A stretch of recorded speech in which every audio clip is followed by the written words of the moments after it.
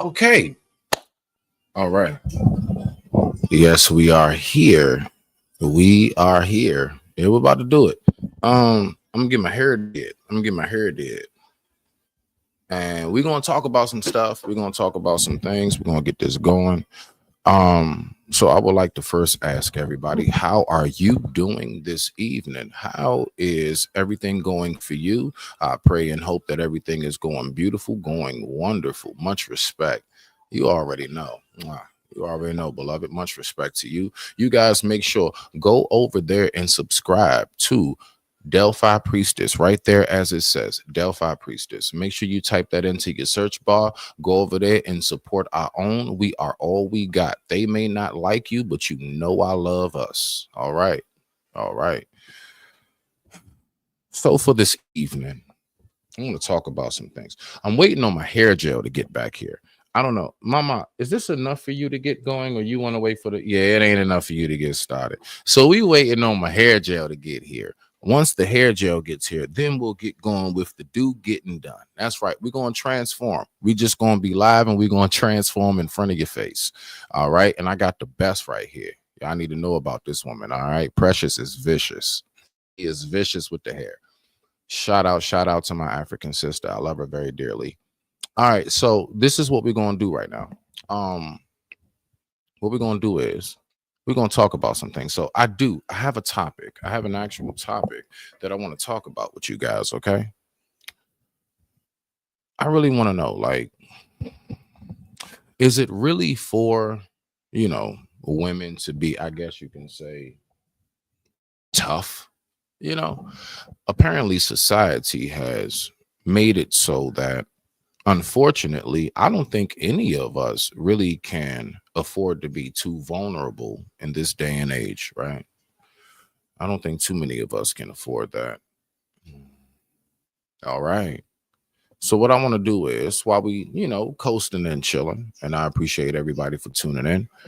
The time right now is 8:52 p.m. East Coast Standard Time, and I thank you all so much for watching. So what I would like to do is this. I want to go ahead and I want to pull my screen up, right? So I'm going to keep me up on the screen, right? Bolo, what's going on, Brody?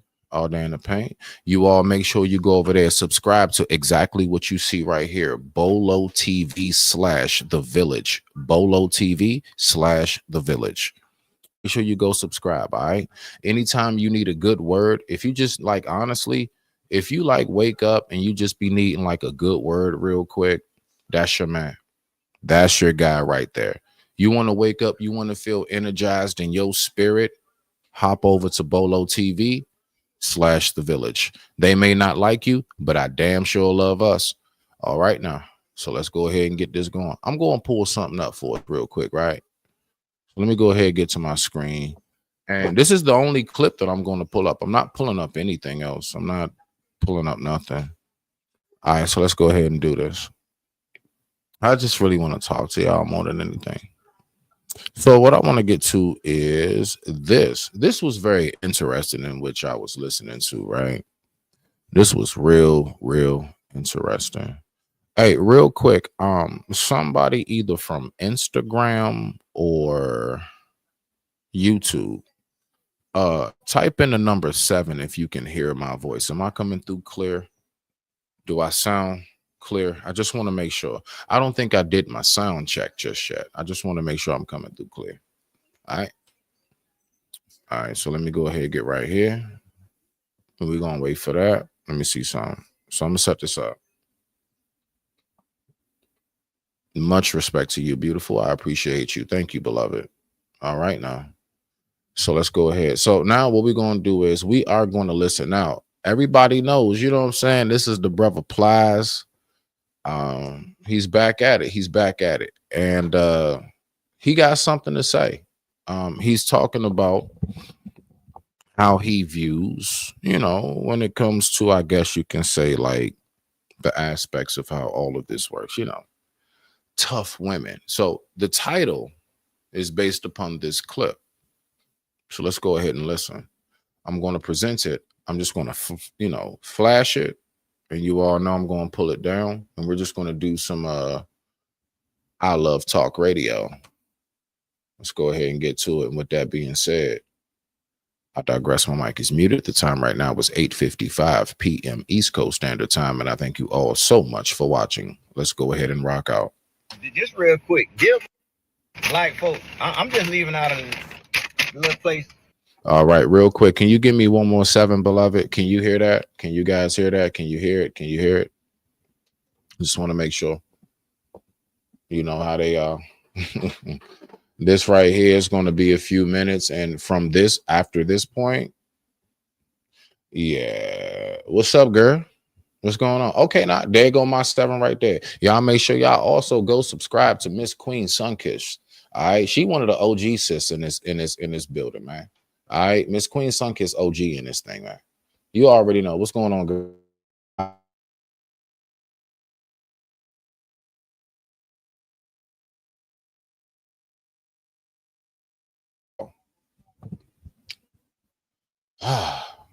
Let's go ahead and do it.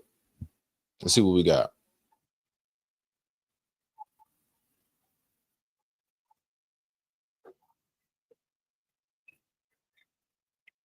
What he's talking about, Sunkiss, is tough ass women. He is a man saying, I don't want no more tough women.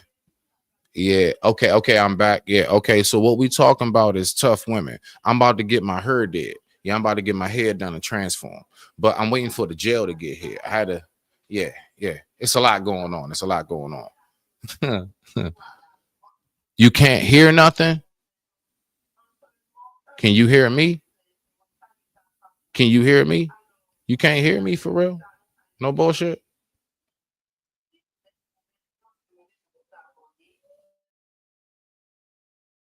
Hold on, Key. I know that's right.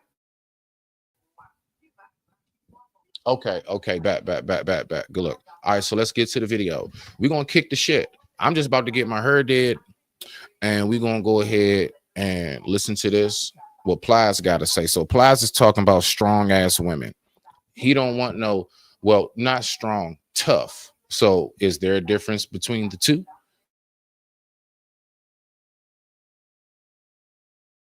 Okay, hold on, see something.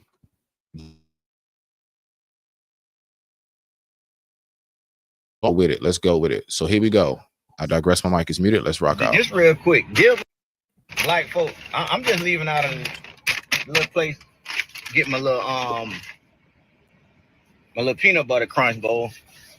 And there's some shit I see pretty regularly. And I just got sick of it this morning. So I go in there to place my little order. It's a white lady in front of me.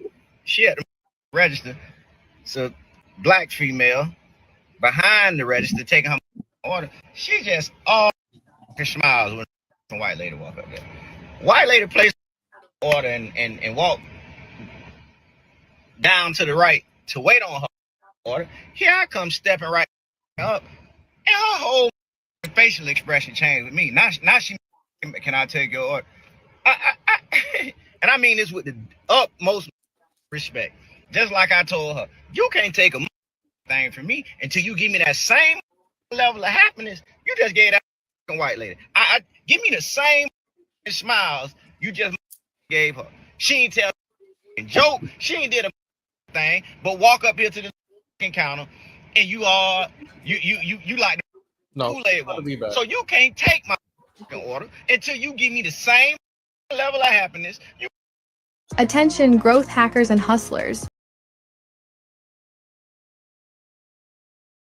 My bad, y'all. No. She'll be back in a second. 1 second, y'all. My bad. Let's get through the commercial. I apologize. I appreciate everybody for tuning in. Thank you all for tuning in. The time right now is 8:59 p.m. East Coast Standard Time, and I thank you all for watching. Let's rock out.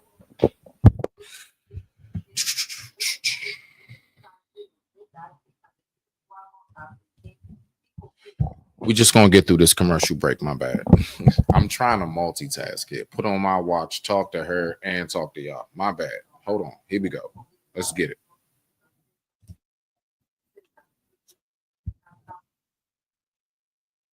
Smiling just like you was for her.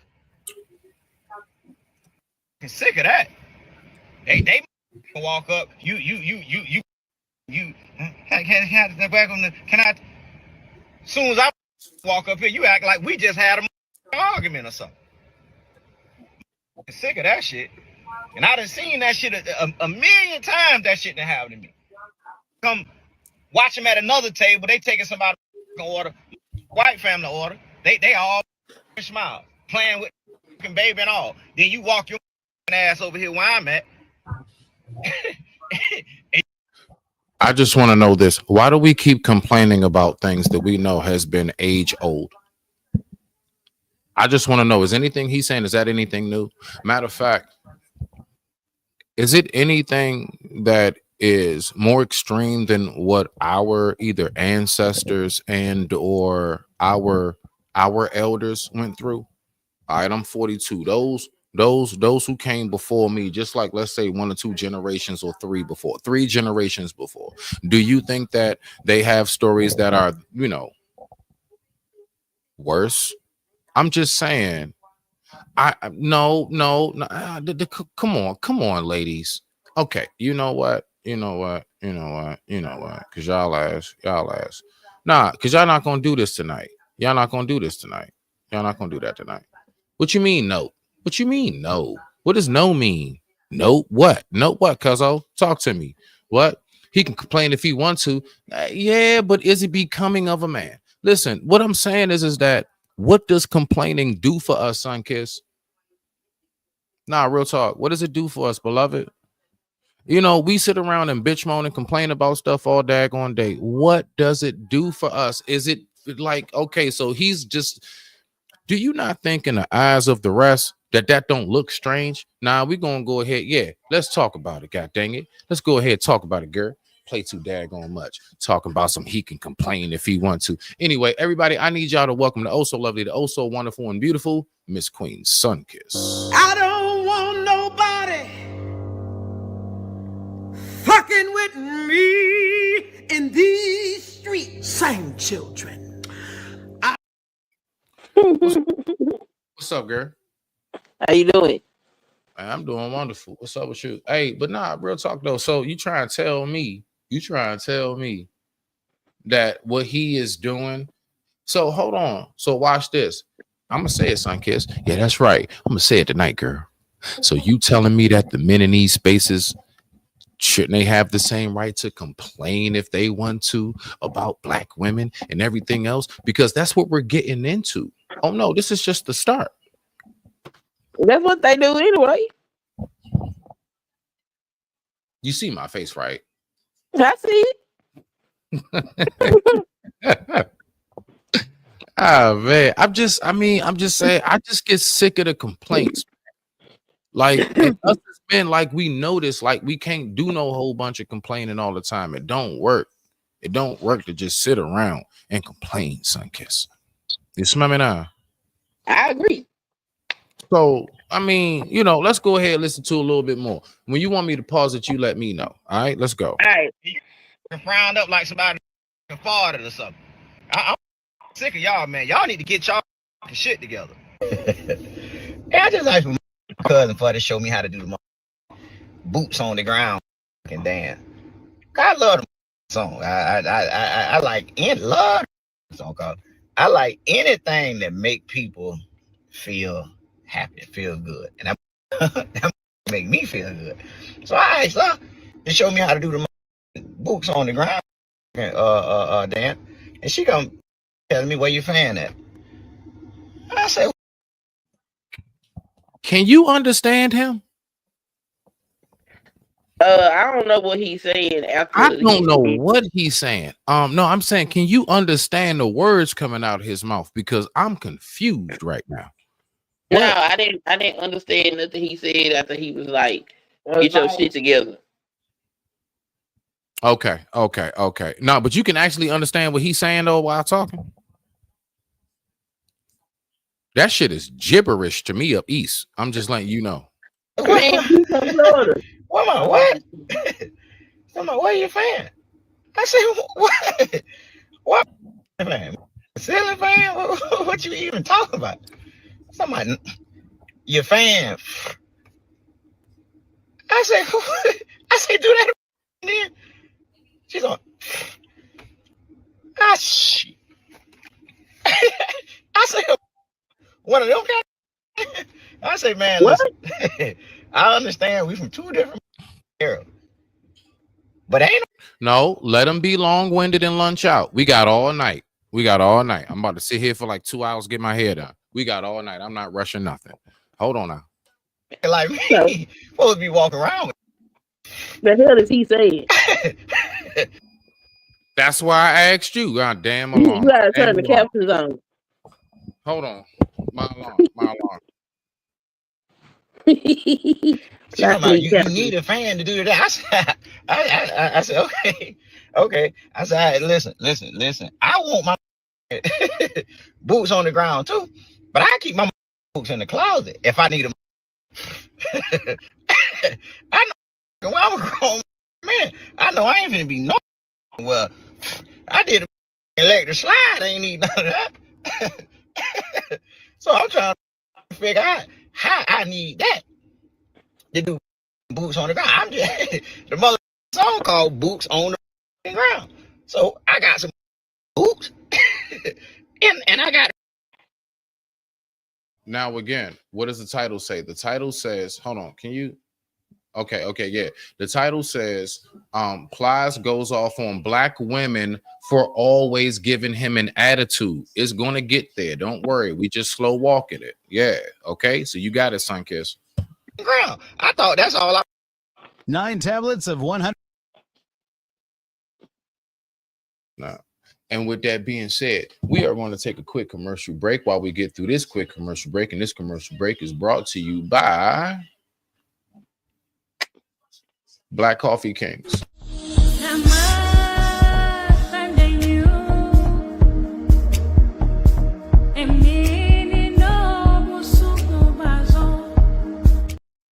Ain't nobody say I need.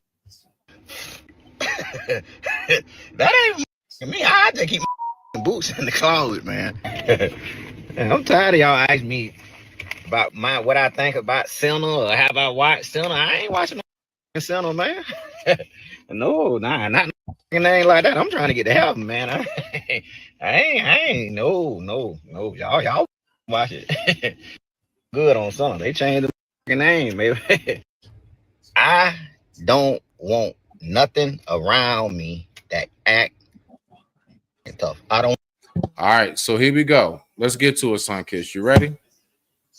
This is the main part. I didn't know he went through all of that. So this is where he talks about it right here in this sequence, ladies and gentlemen.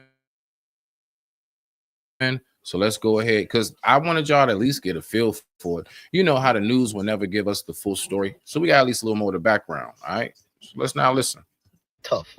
Yeah, tough. Like I tough.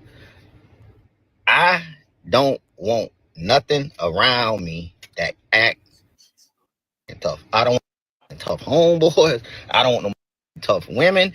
I don't want no tough state. I don't want a thing that's tough. That act tough is tough. I don't listen. I am out of the tough phase of my life. Tough no longer is my thing. It no longer attracts me. I don't want a goddamn thing to do with tough. Not me.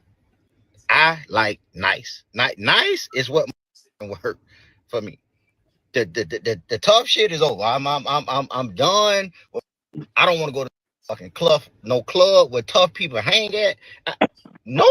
Well, if it's tough, I don't want to. What's the mean with a little baby running down the hallway and he just turn around and go back the other way? That's how I feel. If it's tough, it's not for me. I don't tough no more. I think I get where he's trying to go, Sunkiss, but I'm gonna be honest with you. That shit sound real weak to me. He sounds like he's like, I don't want no confrontations in no form of fashion, in any form of fashion ever in life. I mean, what's wrong with it?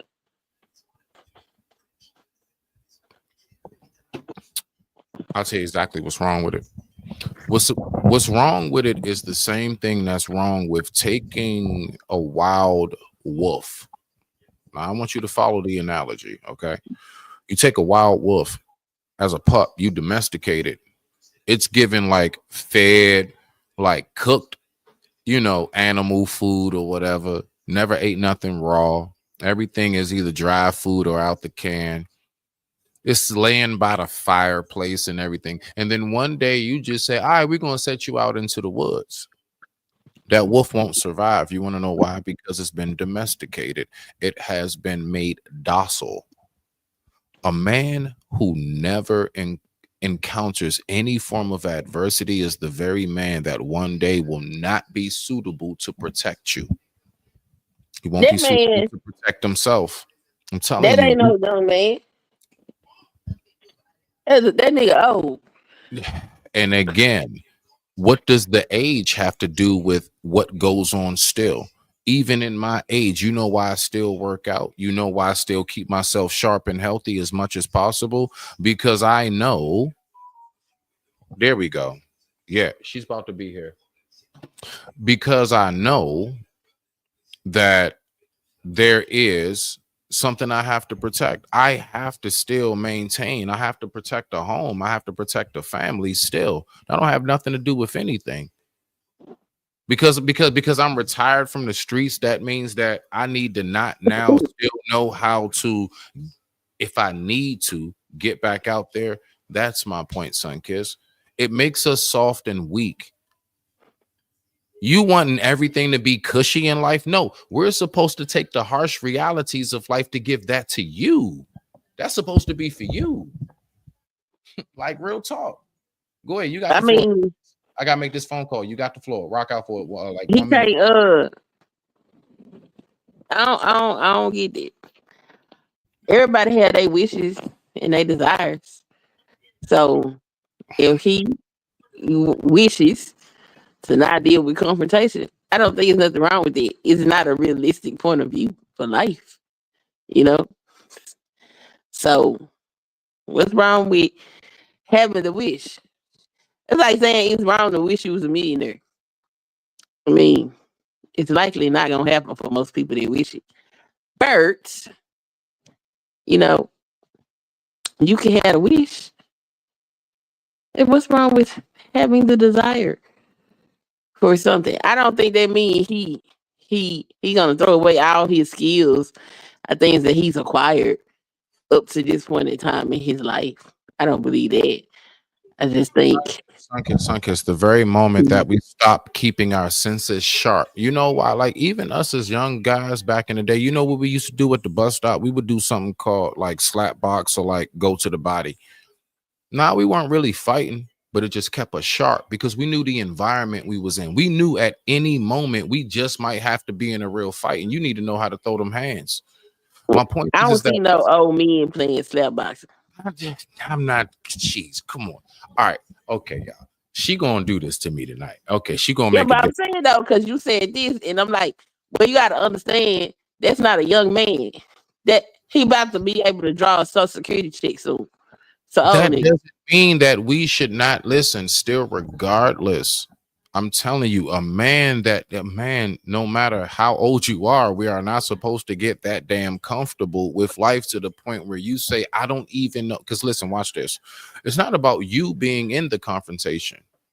If you're that far removed, you might not be able to be in a position to even give advice to those who need advice about the confrontation when they come to you as the elder. So let's just say you've gotten to that point where you are the shaman, right? You are now the elder of the village. You so far removed from everything, so far removed, life continuously molds and moves on. It's not how it used to be. Because of technology by itself, that has shifted even how the physical form of people move nowadays, continuously. Because you better know how to keep up or you will drown. It's either sink or swim. It really is. Unfortunately, I don't like the fact that it's like that. That's not how it should be. What you got? Okay, I mean, if that's what you say, I'm not a man, so I can't tell you what it is. But thus far, I haven't heard anything that I found alarming about what he said. I can't even lie. You don't know how much I respect the simple fact that you just said what you said. I'm not a What is man. it?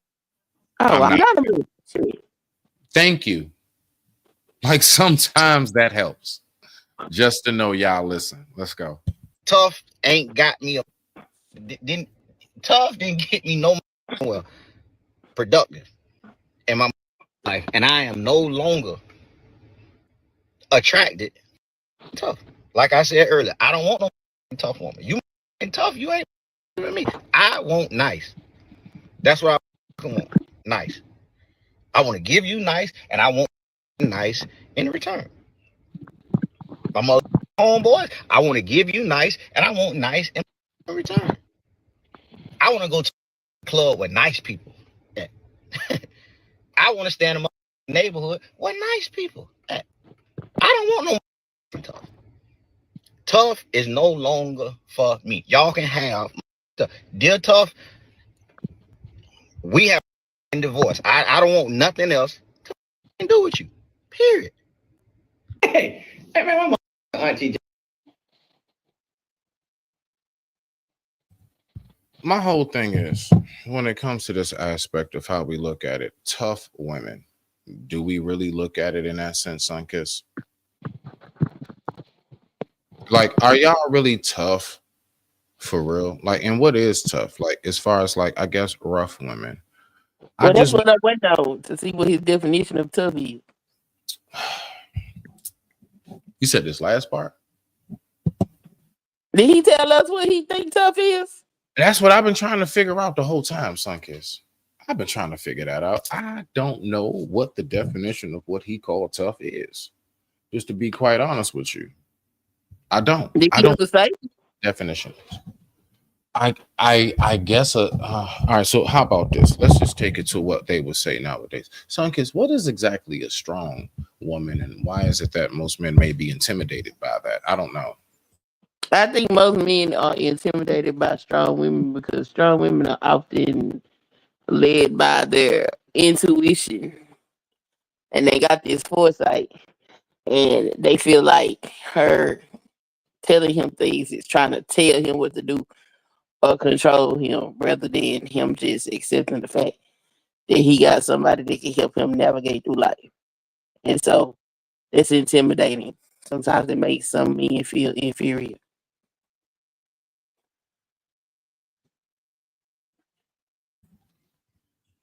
All right, so that's fine. That's fine. All right. So let me ask you this, Sunkiss. When it comes to this portion right here, you know something? I didn't get a chance to talk to you about this right here. And I actually want to know what you think about this right here. All right. So I just want to go ahead and pluck your mind right here because you're very intelligent and I always appreciate you. So let's go ahead and do this. Sunkiss, what's your thoughts on this right here? When I go to this. As far as this topic right here, into the news aspect of things, I'm going to replay this video that I played the other night, and I just want to know what you take. The whole video? Hell no, I'm not playing on whole video, girl. This only a short. No, I'm talking about Flies. That was his whole video. Yeah, that was it. Oh man, hell no. That's crazy. That was it. Yeah, he out. That was it. He had nothing much else to say. No way. Oh shit. Oh, I see you. My bad, family. Hold on, y'all. I damn sure gotta introduce this one right here. You already know. Just let me find that goddamn intro, girl. I just gotta get your intro pulled up. My bad about that. I see my family in the building. Everybody, welcome.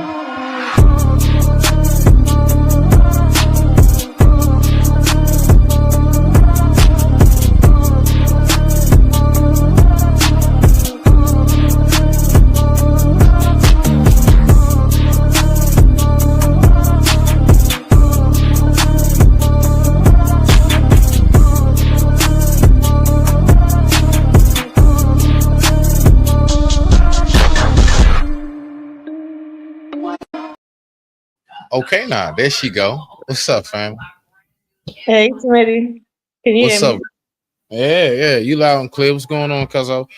So yeah, what's your take on that right there? I don't know. Why are my sisters so damn tough, and why is Plies mad that women have to be so strong in America today? Then we're gonna go ahead and we're gonna get to this clip that I want both of y'all perfect for this clip. And you already know the clip, Lolo, but I want to revise it with you and Sunkiss. Go ahead, rock out. Um, okay. So I'll say this, and I don't mean to throw a wrench, but Flies isn't saying anything that a lot of us, if not all of us, don't be thinking every single day of our lives. When we go to a restaurant and we see the bubbly white girl, no matter if she from South Baltimore, hint hint, or if she from, up in Bowie somewhere trying to make it happen. And then right after we see the bubbly white girl, we see, the tough exterior, black girl that don't know how to, let's say, perform customer service, let alone exceptional customer service. In the food industry specifically, there's no room for tough exterior. Now, in corporate America, maybe. In, let's say, the penal system, definitely. But food and hospitality, not at all. So this is where it's coming from. If you want to have a tough exterior, go work in the prison system. That's the place for you. Don't bring prison system attitude to your buffet style job. Like, don't do that. Like, I don't care if you like your job or not. I don't care if you're tired or not. You get paid, and I'm paying for a service. So this is the issue. It's not about black women being tough or not. It's an attitude that comes with a certain class system amongst black people. And yes, we have an upper, middle, and lower class system within us too. We're not all lower class, nor are all of us upper class. Most of us are just shooting for middle class.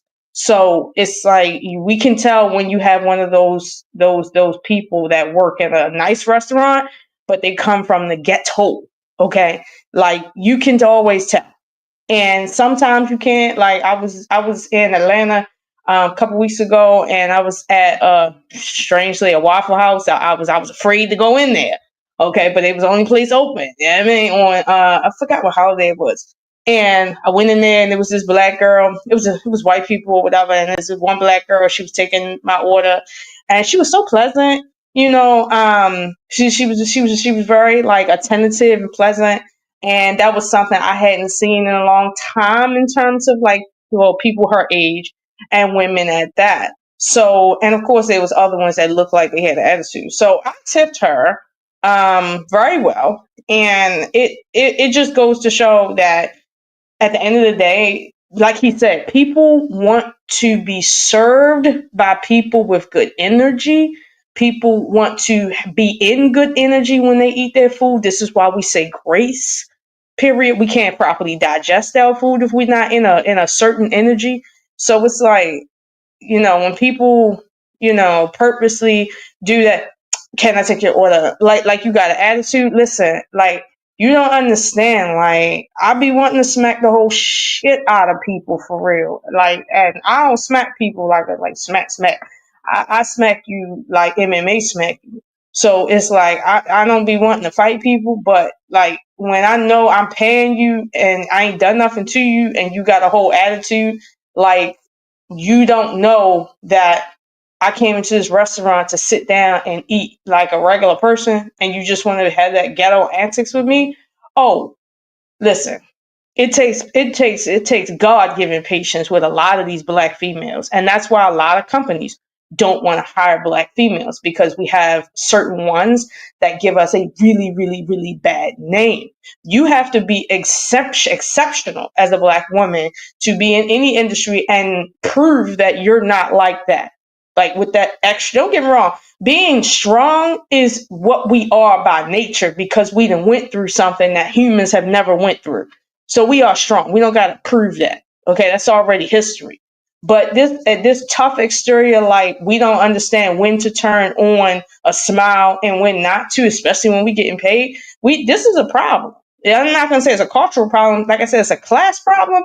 But I hate going places where I'm spending top dollar and they just so happen to hire a bitch from the ghetto. I'd be like, yo, this is like, I'm sorry, but I'm kind of feeling a little MAGA right now. Like, won't y'all stay in the ghetto and shit? Don't they got food places in the ghetto for you to, you know what I mean, to go work at where people like you are and y'all don't mind? Why you come all the way out here where the regular people at? Like, that's what I be really thinking. So he's not saying anything wrong. He's just saying outwardly what everybody thinking, but he even saying it in a sense that could be respected. Like, seriously. But like I said earlier in the chat, I mean, complaining ain't gonna do nothing, no. But if you tell the owner, like him, he's a celebrity or whatever, he go and tell the owner, listen, shorty over there, bad attitude. Your company could be on blast one day. So trust me, you might want to fire her or stop hiring people like that. Notice the difference between McDonald's workers and Chick-fil-A workers. They go out their way to make sure that they not hiring those wretched ghetto type. Like, seriously. And if you find one, it's an anomaly. Like, seriously, they slip through the cracks completely. So, like, I appreciate Chick-fil-A for that. Like, strangely, like every time I roll up. But nah, I don't have no problem with what he said. I know what he's You saying. appreciate Chick-fil-A for that. I ain't mad at you. All right, so look, Sunkiss, we're gonna go ahead, Lolo. We're gonna get this going. I appreciate everybody for tuning in. I'm gonna play this clip, okay? I haven't heard you all's take on this, and Lolo, I already know where your head at is on it. Sunkiss, I want you to start this off. You ready, beloved? Let's go. Let's go. Y'all favorite content creator. Things, but I also want to talk to you about something I've realized. Even if Black Americans are aware and know their history, right? And you can get Black conservatives who understand the history much more, who understand, you know, the ills of the left and what the left has done. But still, in that regard, they bring to the conservative side the same bad habits that I was hoping Black conservatives would be abandoning. And what I'm talking about, number one, is conflict resolution. Black Americans do not know how to resolve basic conflicts. Everything has to turn into a fight. I hate you forever. You got to draw lines. It's like you're this gang or that gang. And you still see it happening in politics. Mm-hmm. It's a broken culture. It's a broken society, and hip hop is hurting. Wow. Okay. Sunkiss, go ahead, rock out with that, beloved. Apparently, she's saying that we do not know how to resolve conflict. She don't know how to resolve conflict. So who is she to talk? She stay into it with somebody. So who is she to talk? Also, it's just a demographic of Black folks that simply hate the fact that they're Black. And they will denigrate the culture because they have an issue within themselves. And like a couple of, it's going on 3 years now, but the American Psychology Association apologized for not having interventions for populations that weren't white. All the psychology was centered around white folks. And people laugh when people say this, but I do believe that post-traumatic slave disorder is a thing. I think that is a real thing. I think that's why you have a lot of these people running around here hating to look at themselves in the mirror, trying to get as close to whiteness as they possibly can. You know, like even in this in the manosphere space, they got a segment or a group called SYSBM. And they really believe that they can't have any success in the world if they are attached to a Black woman. That anything but a Black woman is going to help them have upward mobility in society. And it is absolutely insane for them to have that thought process. But, I mean, when you live in a society that continues to tell you that you ain't shit, you know what I'm saying? You at the bottom, you know, it's a reason why when you in school, you learn about ancient Rome, ancient Greece. You don't hear about nothing about ancient Africa. The most you're going to hear about Africans is, oh, we came over there and was stealing their people from the land and sent them out across the Europeans countries to make them slaves, and you are a slave, and that's what they want you to believe. That takes a toll on a person's psyche and their self-esteem, their value, their self-worth. All of that stuff is affected. I believe she's one of those people that's affected. That lady is crazy. Okay, if you get a good chance, just when they got that camera sensor straight on her face. Sanke, is she high? No, I okay. Look, I'm going to play devil's advocate. Is she just really very much so strongly opinionated? No, Or- that lady nuts. Okay, right. The eyes are the window to the soul. Okay, When they put you that lady face and it's looking her straight on, I want you to look at her eyes and tell me that you don't see that she is batshit crazy. That woman has done lost her mind, surrounding herself, immersing herself, trying to be in all this damn whiteness. She don't even know who she is. She confused. And it's sad to see that, but to denigrate a whole culture, there's nothing wrong with black culture. A lot of people like to associate blackness with the lowest common denominator, and I get it because that's what the society does. But that's not who we are. Because I know a lot of this stuff that people talk about. Some of this stuff I have seen, but I also see this stuff in other communities as well. The thing about it is, most black people don't know nothing outside of blackness. So what they know is what they see on the TV or what the media portrays. They have not actually been inside of other populations to actually see how their dysfunction works. Because dysfunction is dysfunction, no matter what the skin tone, the racial makeup, whatever, and other groups of people have the same dysfunctions. Granted, they may present differently because of differences in culture, but it's the same dysfunctions. Case in point, with us, we love to talk about all these single parent households and all this single mother epidemic and all this crap that we like to say amongst ourselves. But I live in a state that is predominantly white. And while I personally never grew up knowing, I think I may have known 2 families where the grandparents were raising the grandchildren. But up here, that's very normal. It's very normal to see grandparents raising their children because the parents of those grandchildren are strung out on drugs or just running the streets or whatever. Up here is very normal to see these people stealing out of grocery stores, stealing in the damn thing. Lock all your shit up because they gonna come get it, okay? You talking about hide your kids, hide your dog, hide your wife? Okay, go ahead. Yeah, hide everything because they will steal it, And if you're not in those populations to see that type of stuff go on, and the only thing that you see is the dysfunction that you live around, then yeah, it's you can make up this story about, oh well, yeah, it's just the culture. But I know I didn't grow up like that. I grew up being told to get my education. I grew up being taught about different people in the culture that did various things. I grew up being told to read the newspaper. I grew up being told to read the encyclopedia. I grew up being taken to places of black cultural expression and things of that nature. So a lot of this stuff that these people be talking about, I don't have no first-hand experience in it, a lot of this stuff. So we can't sit up here and blanketly say, oh, this is what black culture is, because if that's what black culture was, then somebody has to account for and explain how we even get to the point that we are now as a demographic of people.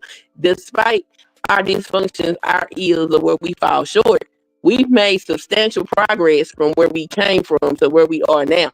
And if we was just this degenerate, sorry culture, how does that happen? Who are the people that's making that go? You know what I'm saying? So, like, people like Candace Owens, baby, you just hate yourself, or you sold your soul to get proximity to whiteness so you can get, whatever you feel was valuable on this goddamn earth. And you ain't got no soul no more. It's like you out here confused and crazy and continuously to spit venom on black folks in the black community. And I really don't appreciate it. And if I ever meet that woman, I'm going to assault her. And then I know that's playing into the narrative that she put out there, but I don't give a damn. God. Okay. Y'all go so hard on the sis. All right, Lolo, I already know. I kind of know somewhat to expect from you. So, Lolo, go ahead and get in there, fam. I know you got your take on this one. So, I mean, really, apparently, Candace says that we don't know how to resolve conflicts and issues. Rock out, Lo. Okay, so I like how she, she has a case of revisionist history. I like that. I like how, we have too many examples from newspaper articles to documentaries to memoirs to all sorts of things to show that some of the most minute of infractions historically, white people have shown that they don't have the mental capacity to have in terms of a cohesive conversation. The only time they can have a cohesive conversation without the bullshit is when you're talking to their upper class people. That's when you can have a cohesive conversation. Like the ones that are highly educated, those type. And it's funny that she's not talking about all the highly educated type amongst Black people that have educational conversations and academic conversations and scholarly type conversations every day. She wants to just relegate Black people down to, let's say, the lower class again. The lower class in white and Black society don't have conflict resolution skills. Why? Because it serves no purpose. When you living in a jungle, right? Conflict resolution is you avoiding even being there. That's it. Now, when you live in a different society and in a different echelon, it's that conflict resolution is going to look real different. You're not going to be resolving conflict of, hey, you just stole something from me. You're going to be resolving ideological conflict. That's the difference. Now, I noticed that, all I know is they deal with self-entitlement, self-delusion. Like, they deal with a lot of issues that stop them from having, let's say, truthful conversation, let alone cohesive conversation that doesn't result in a bunch of craziness being said. Now, specifically with her, she has an open beef with a prominent Jewish rabbi. Every time he gets near her, he goes ballistic. Are you talking about Shrubi? Shrubi, yeah. Yeah. Ben's people. Rabbi Shrubi. Yeah. He every time he gets near Candace, he goes ballistic. He literally lies. He literally uses curse words. He literally just points his finger at her. He be turning red. He be getting loud. He be cutting people off. He be talking, obviously, behind the scenes, trying to get her stopped, talking about, making sure that her career goes down. It is nothing nice with her. And like conflict resolution, she don't even have a conflict with these people, yet they already talking about we need a resolution. But she want to talk about Black people and resolutions? Are you serious? And that's, again, you relegate us down to our most lowest common denominator, the lowest. But when it comes to the people you actually have beef with, oh no, you wouldn't dare say, well, Jewish people have conflict resolution issues. They really do. Look at them historically. No, you're not going to sit there and say, look at them right now. You're not going to sit there and point to any random white chick that's in an airport and say, look at the white people having conflict resolution. Like, should we just take a stroll down YouTube memory lane and just pull up all the conflict resolution these people have on Spirit Airlines? Like, really? But it's like, come on now. All I know is they get to putting their hands on Black people all the time because they don't have conflict resolution skills. That's all I know. You got a point there, Lolo. I got yeesh, man. Okay. So, like, when it comes to her, right? Like, you gotta ask yourself, what do you gain from telling the world Black people don't have conflict resolution? Meanwhile, you're Black. Clearly, black people do have conflict resolutions just by measure of yourself. Some do and some don't. That's obvious when even white people know not all white people have conflict resolution. That's why they separate themselves. That's why white people don't really accept Italians and Irish as white. Okay, like you got to qualify to actually be white because they see each other differently based on how they view each other. They viewed, like for instance, the Irish, even though they was fighting for a cause, they just people that don't have conflict resolution skills now. Like for what reason? Who knows? But it's like she doesn't gain respect from white people for saying that, because the people that would agree with her and say, yeah, you're right, are the same people that would walk up to her, try to remove her from some shit, and if she fight back, they just gonna thrash her. Man, these are the same people that would do that. So I don't feel no kind of way. I feel the same way about her that I feel about Shannon Sharpe. Listen, I'm minding my black business on you. Like, you over there with the wolves, good luck. Good luck. Hopefully you survive. But you're not my problem anymore. She's not. And again, what does she profit by saying that? Like, are white people trying to include black people in on conversations we need to hear? What conversations do they have for black people that we need to be in on so that we can better ourselves? Nah, Lolo. The fact is this: we be having conversations that don't have nothing to do with them, but Imperious and all other people find their ass over here. Yeah. That part. And that part. That part. You would think people like Imperious, right, would have not even conflict resolution skills, that you would be able to read the room. That's a little more milder than conflict resolution. Conflict resolution is a bit more complicated than what we're asking from people like him. But you can see, he don't got it. He comes straight into a room disrespectful on purpose. Conflict resolution? Are you kidding me? And he is a microcosm. So I like the fact that she got this revisionist history. All this does is reinforces race relations in America. That's all it does. Because America no longer looks at history through folklore. We got documented video footage. We got documents that go on for thousands of years. There is no way that you're going to rewrite history anymore. No. If you get up there and say that dumb shit, all people going to do is remember you as being the person who said that dumb shit. Right now, who's she helping in the black community from saying that we don't have conflict resolution skills? Who are you helping? Like, you got whole coalitions of black people trying to do what's right in the middle of war zones, trying to help their people when it comes to the issue that's been plaguing the white community for hundreds of years, when it comes to poverty and crime. But then she want to say we don't have conflict resolution skills, as if we all are like, crazy and deranged or something. It's like, this is what I'm saying. Like, I don't respect her when she get to talking like that. Because what it shows is she's the definition of a coon. She on the fence, and she leans whichever way is more expedient for her. That's the definition of a coon. Not somebody who's just so happened to be biracial. No, it's people like her. When she was dealing with with them white supremacists over there, right? She was leaning on her black side real hard. Then when she went, and you see what I'm saying, she get to lean in whichever way she thinks she gonna go.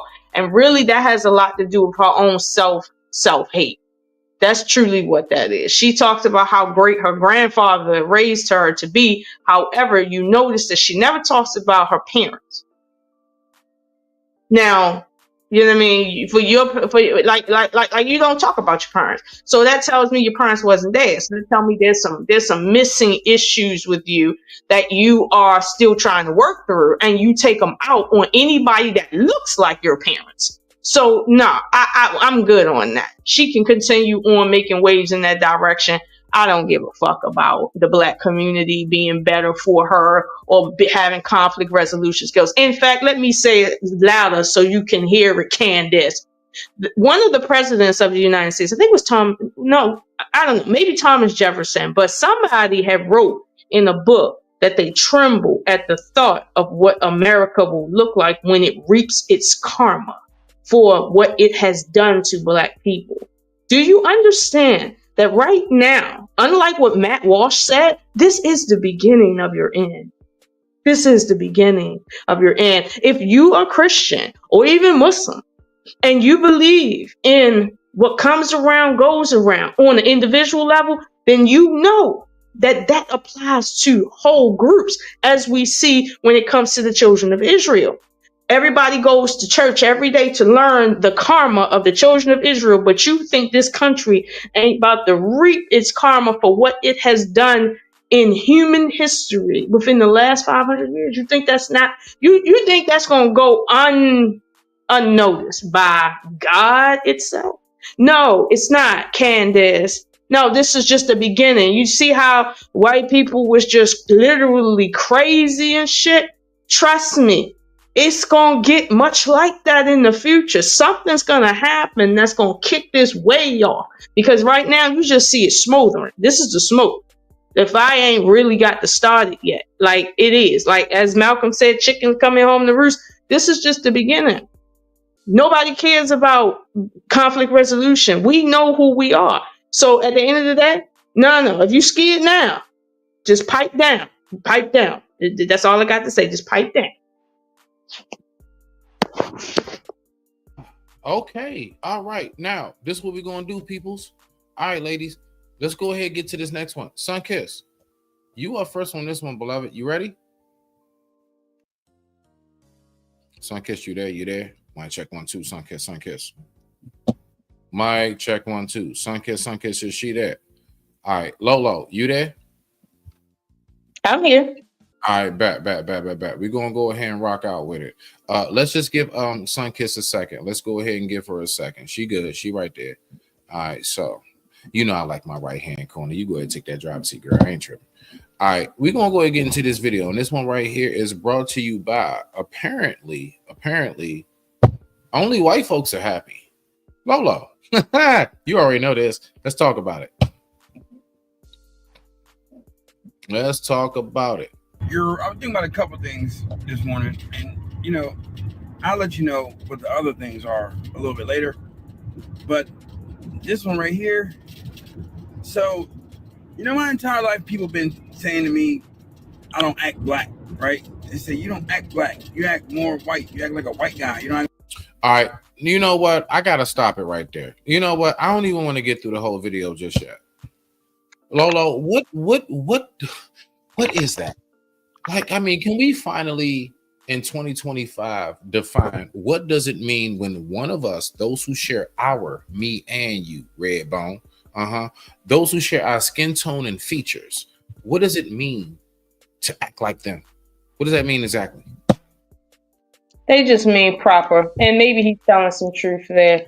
Like when you speak the Queen's English, people think you part of the Queen's family. That's kind of like where that's at. And I mean, I give them credit because me, I like to lean in. We do sound white when we speak their language better than they do because we sound better speaking their language than they do. We actually have evolved their language since it has in the inception of the bastardized language of English. We have evolved that shit down to its greatness. Okay, before us, that shit was some gibberish out this bitch. We made that shit what it is now. So thankfully, okay, we sound white. Matter of fact, they sound black when they talk because it sounds better when they say it like us. You feel me? Even when they speak northern or southern, they sound better. Seasoning, They sound better when they speaking like us. So yes, we are speaking their language.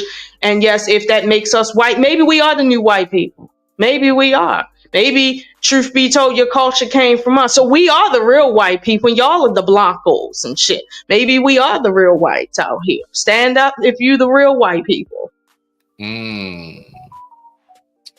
Okay. Sunkiss, are you there? Sunkiss? Is she back? Sunkiss?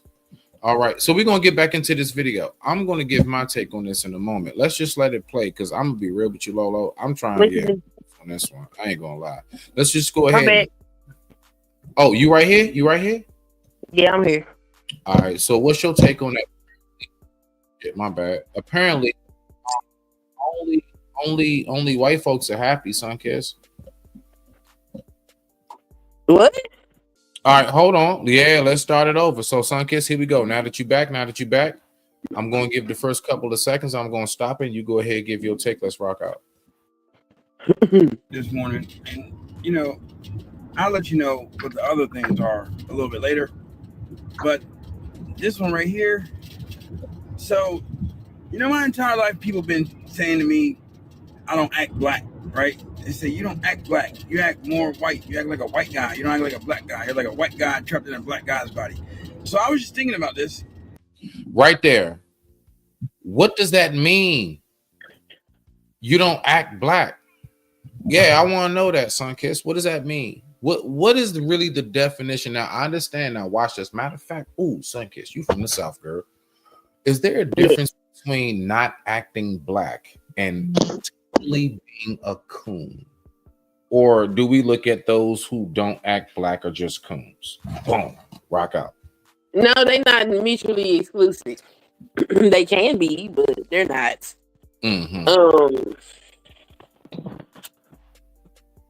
Like, I don't know, there are just certain things, like, for instance, like playing the dozens. They folks got their baby. We call it. Yeah, I'm just joning on your ass. Yeah. Yeah. Oh. We'll roast the hell out of you. Okay. It don't matter what the hell going on. You can get roasted. Well, you got somebody that doesn't participate in that, and let's say they don't have the southern drawl, the southern accents. They don't participate in the things that we find normal in day-to-day life. Then they might be told that they don't act black. A coon is something else. Okay, they want to shame you because you black. Okay, so that's the difference between the two. Okay. Most of the time when people say you don't act black, they basically saying that you don't present any of the common stereotypes of what a black person would look like or be. Okay, so before we get started with this, Precious, are you happy as a woman? Are you happy in your life? Period. Yes, You're happy? No. Okay, so Precious is happy. Lolo, are you happy? I'm gonna say no. Oh, and I'm gonna say I'm not happy because I'm just as unhappy as the white people I live around. You know why we all unhappy? Because half of them got fired by Trump, and they unhappy like a bitch because they used to work in DC. They used to getting paid that $150 and shit, and now they back down to that 60 and that 42 out here early, and they unhappy like a motherfucker out here. And them eggs, oh my god, people is unhappy. I'm unhappy for them because right now white people ain't speaking like they used to. You feel me? Like they not riding through in their trucks like they used to. I'm not used to our whites out here being this unhappy. This is making me unhappy. I can't enjoy my money looking at them. You see what I'm saying? Because I got a heart. I got this black ass heart right here. No, I'm unhappy. I can't enjoy my money right now. I'm unhappy. Sunkiss, are you happy, sister? Yeah, I'm happy. Okay, so apparently we're going to listen to this brother right here because he says that only white people are. And I really just feel like it's not like white or black, or okay, it is white or black, right? Because I'm black. But more so, I feel like it's he said it's not, then turned around in the next breath and said it is. just the fact that I'm happy. Because I feel like a lot of black people are just hostile and angry and just standoffish. They don't want to talk to you. And white people are just happy. White people just smile. You know what I'm saying? Here's the problem I have with people like that. Yeah. You can always tell when you're dealing with somebody from, let's say, the projects for real, and areas around the projects, when they sit and say most black people, and I'm like, do you know how many billions of people are on this planet for you to say most of them are standoffish? We're not even going to count the black people in other countries. You see me? You feel me? Like, we're not even gonna do that. Like, and for somebody to say they standoffish, again, what neighborhood are you in? Are you in West Baltimore walking up and down Martin Luther King Boulevard or something? Where are you? Are you on Pennsylvania and North? Like, where are you? Okay, like, are you across the street from the methadone clinic? Where are you? Because you definitely not out here where I'm at, where I'm around affluent black people, middle class black people that speak all the time, jogging, riding their bikes, walking their little dogs every morning and shit. Everybody speak except for the old Asian people. But like all the black people speak. I'm down in DC and it's full of black people out that bitch getting money. And all of them speak. There ain't nobody upset. And everybody will sit and strike up a conversation while we waiting on our coffee and breakfast and shit in the morning. Like, where do you live at? You live in a harsh environment, and that is all you know. And this is why Candace feels like she's so emboldened when she speaks, because it's people like that that will speak as if they're speaking for the whole community. Meanwhile, they haven't even experienced 2/3 of the community. If you know what middle class black America is and where it is, you wouldn't dare sit and say no dumbass shit like that, let alone upper class black neighborhoods, communities, and people. Like, I'm tired of that. Like, nigga. Okay, like there is more than one type of black people out here. Okay, there's more than one type, nigga. It just is. Like, learn about it. Google that shit if you need to. Okay, get tired of that. Here it is. We got more scholars than all of Africa out here in our little bit of 13%. So they keep saying we is. We producing more scholars than any other continent. But you telling me most black people are hostile? No, nigga. Most of the niggas standing on the corner that you running up in on the cut rate is hostile. Talk about that neighborhood. Talk about where you live at. Put your zip code out that bitch and talk about that. Don't sit here and say most black people are hostile. I have been in other countries and seen how black people are never nowhere near hostile, especially black Americans. We literally stick together out that bitch. Like, don't ever say that dumbass shit because you really don't know. You ain't traveled. You probably don't even have a passport. Like, matter of fact, get these passport bros out here to help these Negroes go someplace in life, because this is a shame. It's a damn shame. They always talking about passports and bitches, and then they talk like this as if they don't got passports. Give this nigga a passport and tell him go somewhere. I don't want nobody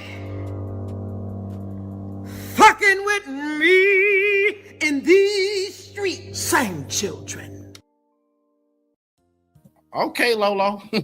Sunkiss, do you have anything to say before I go ahead and push play? Now I want to see what he's saying. All right, let's get back to it. Let's go ahead and rock out. With that being said, I digress. I digress. My mic is muted. The time right now is 9:57 p.m. East Coast Standard Time, and I thank you all so much for watching Smitty's hair appointment / we just going to kick the Let's go. I'll let you know what the other things are a little bit later.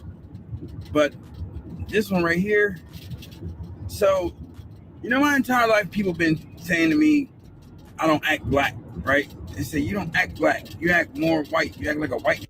I done been broke more times. I was thinking about a couple things. My entire life people been saying to me, I don't act black, right? They say, you don't act black. You act more white. You act like a white guy. You don't act like a black guy. You're like a white guy trapped in a black guy's body. So I was just thinking about this, and I really just feel like it's not like white or black, or okay, it is white or black, right? Because I'm black. But more so, I feel like it's just the fact that I'm happy. Because I feel like a lot of black people are just hostile and angry and just standoffish. They don't want to talk to you. And white people are just happy. White people just smile. You know what I'm saying? They might hit you with the cut to malarkey or something. You know what I'm saying? They might cuss you out, tell you they hate you. But generally, they'll fucking smile. Good day. Black people are just hostile. I was thinking about a couple things this morning. And, I'll let you know what the other things are a little bit later. But this one right here. So, my entire life people been saying to me, my bad. Yeah. My bad. I dropped clips. Go ahead. Sunkiss, what you got? So it just sounds like he's just not accepted by a group of people that he wants to be accepted by. And that's his fault. But people do that. They gravitate toward what's not necessarily good for them. Because if he around, excuse me, black people with any kind of substance, they wouldn't even make that type of statement to him. It just is what it is. And to say that white people will cut you out, well, first of all, white people don't have the same experience nor existence in this country as black people have. And if a black person is not speaking to your ass, it's probably because they don't know you. We do come from a particular history where it's not in your best interest to just go around. Yeah, but Sunkist, he says that all white people speak to each other. All white people do not speak to each other. I don't know where he got that shit from. See, this is what I'm talking about. These people be living in delusion land. They be delulu behind these white people. And then I can always tell black folks that don't know diddly squat about white folks because of the shit that they say. White folks look, I got a few jobs where I have to travel to some of these people's houses every once in a while. I ain't been to one white person's house that was clean yet. Okay? Hasn't happened. Are you sitting? Nah. Hey, Sunkist. What? Yeah, now I'm messing with you, Shaw. Go ahead, rock out. Say that shit. No, I'm serious. I ain't been to one that house is clean yet. Like, I don't know what the hell that's about, but you know, the narrative is, oh, black people nasty, they don't bathe, but I don't see whole threads on the internet of black people talking about, oh, our parents took us to the pool on Saturday and that was our baths for the week. Like, I don't see black people saying stuff like that.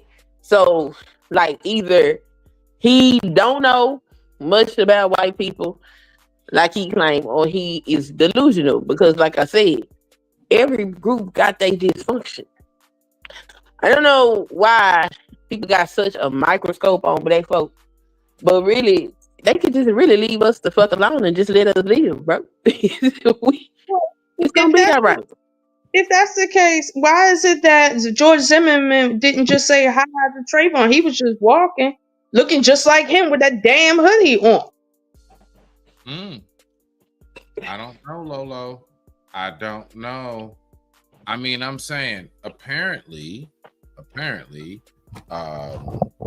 you know, there is. Listen, what I would say is this. Now, now, ladies, I want you to pay attention. Ooh, I got you. Yeah. I want you to pay attention to something, okay? The main thing that we can see, that's why I asked this question before. Do you all really believe in Sunkist? You actually answered this. Do most of my sisters feel safe? So the fact is, apparently there is a narrative strong enough put out into society to make us believe that we're either non-capable of resolving conflict, and there is something put out there that makes the world believe that somehow or another we're not capable of encompassing peace, family unity,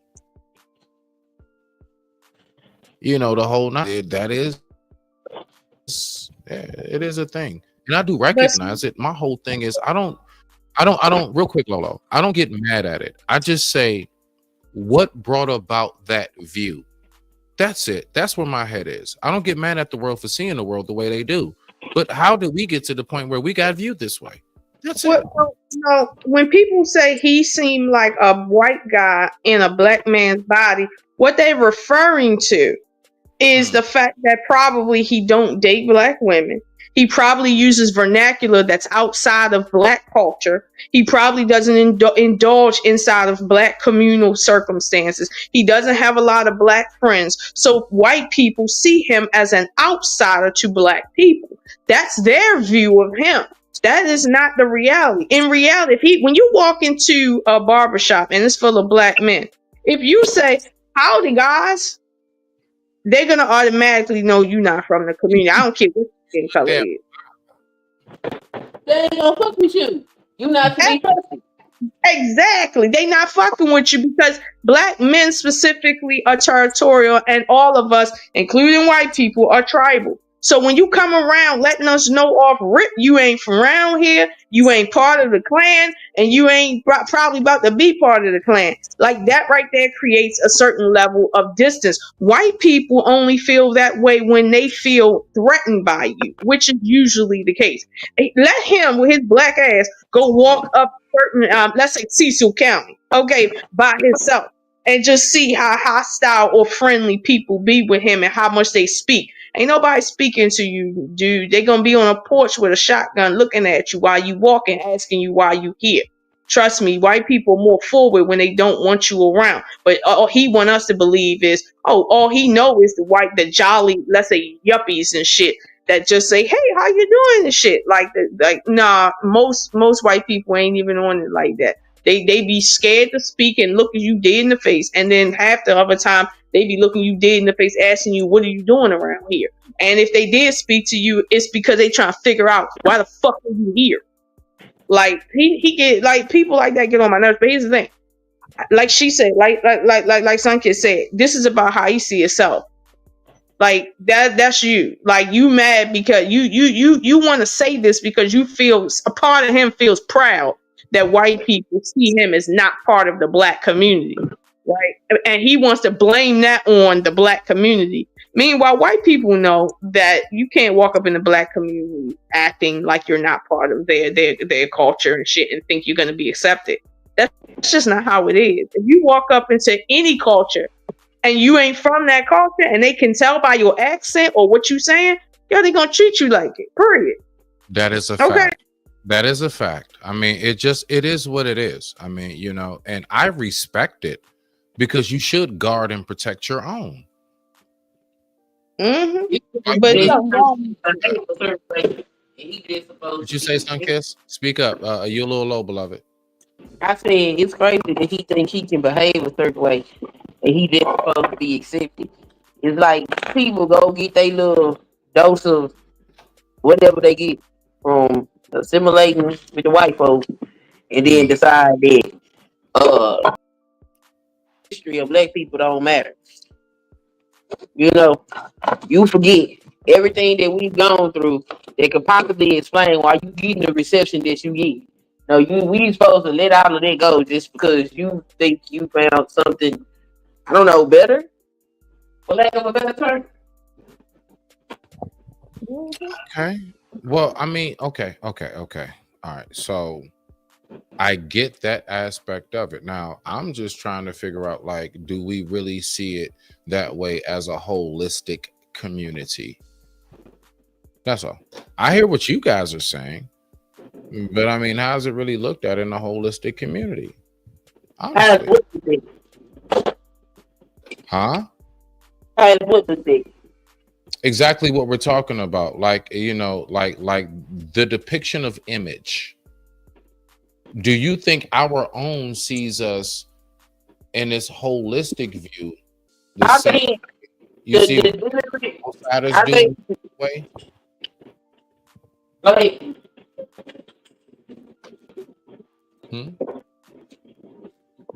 Did I mess up? Oh, say it again. Say it again. Can you hear me? Yeah, I can hear you now. Hold on. I got my headphones. Go ahead. Say it again. I think the degenerate amongst black people see black people as degenerates. I think black people that are productive don't look at the community as if it's something negative. I'll give you that because I'm one who doesn't. Mm-hmm. Yeah, I agree. I think when you know better, you do better, and you literally know better than these people. Like it's like you can't be educated and not see a community from different aspects to understand. Like, no, not all white people are upper class and always jolly. And not all black people are aggressive and poor, and not all Asians own stores and got engineering degrees. Like, no, that's not it. Like if you that's not it. But You got to be educated. You got to be a little travel too. But it's like, you know what I mean? That's what sets you apart. But I mean, listen, the coonery runs deep for real. It runs deep. Now I'll say his coonery is probably just as deep as Candace's coonery, but I don't know. I would say it's rooted in a different place than Candace's coonery. I would say that because he literally is trying to make the same argument she's making, but it's like, again, revisionist history. It's like, sir, like, I don't know what you don't see, but I be seeing white people going off every day. Like in some parts of America, there's fights every day. There's police chases every day with white people. Where are you? Because this is what I'm seeing. I'm listen. You like this mass school shootings. Most of them, 99% of the mass school shootings, you do not hear about, but they are there, and white people mostly are doing it. So it's like when you say, well, you know, white people are always friendly. Are you serious? Why are these children so angry? Is it because their parents are so jolly? Really? Like, we just seen a lady at the park with her kid calling another kid, you know, a nigger, like for going in her baby bag, stealing probably snacks, like a 5-year-old. Like, I don't know. The last time I seen a 5-year-old, they like come up almost to my hip. Like, you already know kids, they don't really, they have a sense of stealing, but not really. Like, they're 5. All you had to do was find the parent, look for the parent, and do that. Why you even would get upset is weird. But for her to sit and say, well, I was calling him what he was doing. Oh, so have you ever heard anybody call a white person a nigger for screaming at a police officer? For smacking a police officer? Call them a nigger for just any infraction, anything. No, I've never seen that. So I don't, but you see, this is what we deal with every day. But he wants to talk, she and he want to talk about conflict resolution. That woman, all she had to do was say, I'm sorry, I was out of line for doing that. He is a child. And that video probably would have never made it to the internet. But you know what? She feels emboldened because she feels like, oh, you ain't gonna tell me what to do. But these are the people that got conflict resolution. Get the fuck out of here. All right, so hold on, Lolo. So, Sunkist, before we get into that, what we're going to do is, this is going to be a quick commercial break because I actually have to use the restroom. I want y'all to bear with me. I'm just going to let this play, and we will be right back. And yeah, you'll know I'm back when I can back up. So let's go ahead and see what Lolo's talking about. Is it real? Is it real? For joining us for the second half hour of The Factor Uncensored, a woman in Minnesota has raised over $1 million asking for protection for her family after she went viral in a video where she admitted to calling an autistic black child the N-word. Her name is Shiloh Hendricks. She says her family has been in jeopardy since the video went public. As of tonight, that GoFundMe page is no longer available, so we're not sure what happened to the money, if she removed it or what. Here's the latest and the moment Hendricks was confronted on video. That little kid, you call him the little child? What if he acts like one? He's gonna. Are you about to hit him? You chase him here? He took my son's stuff. So that gives you the right to call a child, 5-year-old, an N-word. If that's what he's gonna act. That's like. what you're gonna call him. That's what he's gonna act like. You know, that's a hate speech. The question is this our America? My next guest is Dante King, author and human resource management consultant. He shares his take on this situation. Make it make sense, Dante. We're talking about an orientation, an anti-Black orientation that has been trained in, not only that this woman is inspired to act out this type of ill will and hatred toward this Black individual, but that she has support, that it inspired people to then contribute to her cause to protect her. And so we see the ongoing use and manipulative power that can be wielded by white women where a 5-year-old child is concerned, and that there is also trained into this society where Black people are concerned, a lack of empathy and compassion. And really quick, Dante, before we go on, tell us what she accused the child of doing that prompted her to call him the N-word. Well, she claimed or alleged that the child had taken something from her child's bag, her child's baby diaper bag. Yeah, and yet that was not necessarily proven, or it was not a statement of fact. It was a statement of her perception. And so even if that was the case, though, we're talking about a 5-year-old child who innocently may have picked up something that they thought was engaged.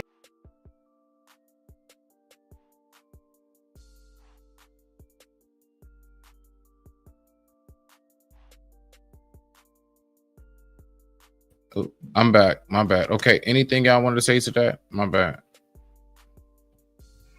Y'all good? Y'all good? I mean, I'm gonna say people. I don't understand the story. First of all, like I haven't kept up with this. I don't know what really went down. I do know about the name calling. Was it something about like something taken out of like a baby bag or something? Yeah, she said that the little boy took a toy out of her bag. And the child is autistic, right? And God bless the young prince, right? The young child. I don't know none of this shit to be true. All I know is a white woman called a black child an N-word for allegedly taking something out of the bag. Now, people say it's weird for her to be upset. I don't think it's weird for her to be upset at all. I didn't like when people's kids put their hands on my children shit. Look, your ass ain't teaching them nothing. That's called home training. You just walk up and take people's shit. At the same time, calling the child out their name, that's a bit much because that's a child and they still learning. So you don't mean that the child wasn't taught or isn't being taught. The child is still learning. So to get mad enough to call the child a racial slur, that's just ignorant as hell. Lolo, what you got? What you got, fam? Now, if that child would have been Hispanic and she would have said, "You fucking wetback," would we still be having the same conversation about raising $1 million? Because I know what this is about. This is about that boy in Texas. That's what this really is about. They mad because he raised $400,000 to help them pay for bills for a year and some change. And now they saying, because I seen what some of these content creators were saying, they said they need more women or people to do what she did, and they need to make them go viral and make them rich from each time they say it. So to teach Black people not to do something, I done heard a lot of crap, but I'm sitting here like, oh, I see where this is going real quick. It's going to be wisdom. Nobody going to be able to make any money, because at the end of the day, the platform being taken down isn't because she took it down. Like, she ain't take that shit down. Like, she trying to get herself $1 million. She was almost at $1 million, but you know what I mean? It got taken down before that. So I know she ain't taking. But Lolo, everybody's mad at Carmelo Anthony's family for raising over $300,000. That's the reason why. Yeah, that's why they gave that white woman almost $1 million. That's retaliation. Right, that's retaliation. Like, because white people don't believe in giving poor white people anything. Let alone, so now she getting money to protect her so that nobody will come and get her ass on some pull-up shit because she called somebody out their name. First of all, when the last time somebody's family been in danger because they called somebody out their name? When the last time that happened? Meanwhile, we got a judge who with that need police protection from their house being leaked and shit. And is it possible this story is true? Yes, it is. You're right. It's fact. And then she comes telling me she need $1 million to protect herself. Protect herself how? By hiring the detail? Or like, what are you talking about? Again, I know, if I know white people like I know white people, they're not going to keep giving white women money every time they want to go ballistic and shit. That ain't going to happen but so many go-rounds, because white people, they stingier than a motherfucker. They not going to keep doing that. Not even the racist one feel like giving white women money just because they run in their mouth, because you know quickly what that's gonna turn into. White women, they not dumb. If you can get $1 million for saying nigger, oh, they gonna press the envelope. They gonna call. Then now they gonna turn on to white men and say you for, and then they gonna want money to protect themselves from the white power structure. And you see where this is going. So now this is why I'm like, listen, keep doing that, because see, you might do need protection fucking around. Cause see, all I know is people walk easy where I live at. Okay, like you walk a little easy around here. Like when you do stuff like that. Like, first of all, he got the camera open, and I can kind of hear an accent in his voice. But downtown Baltimore, Lexington Market, try that shit out there if you want to. See what the fuck happened to you. You know? You like try that shit. Try that shit downtown Baltimore. See what happened.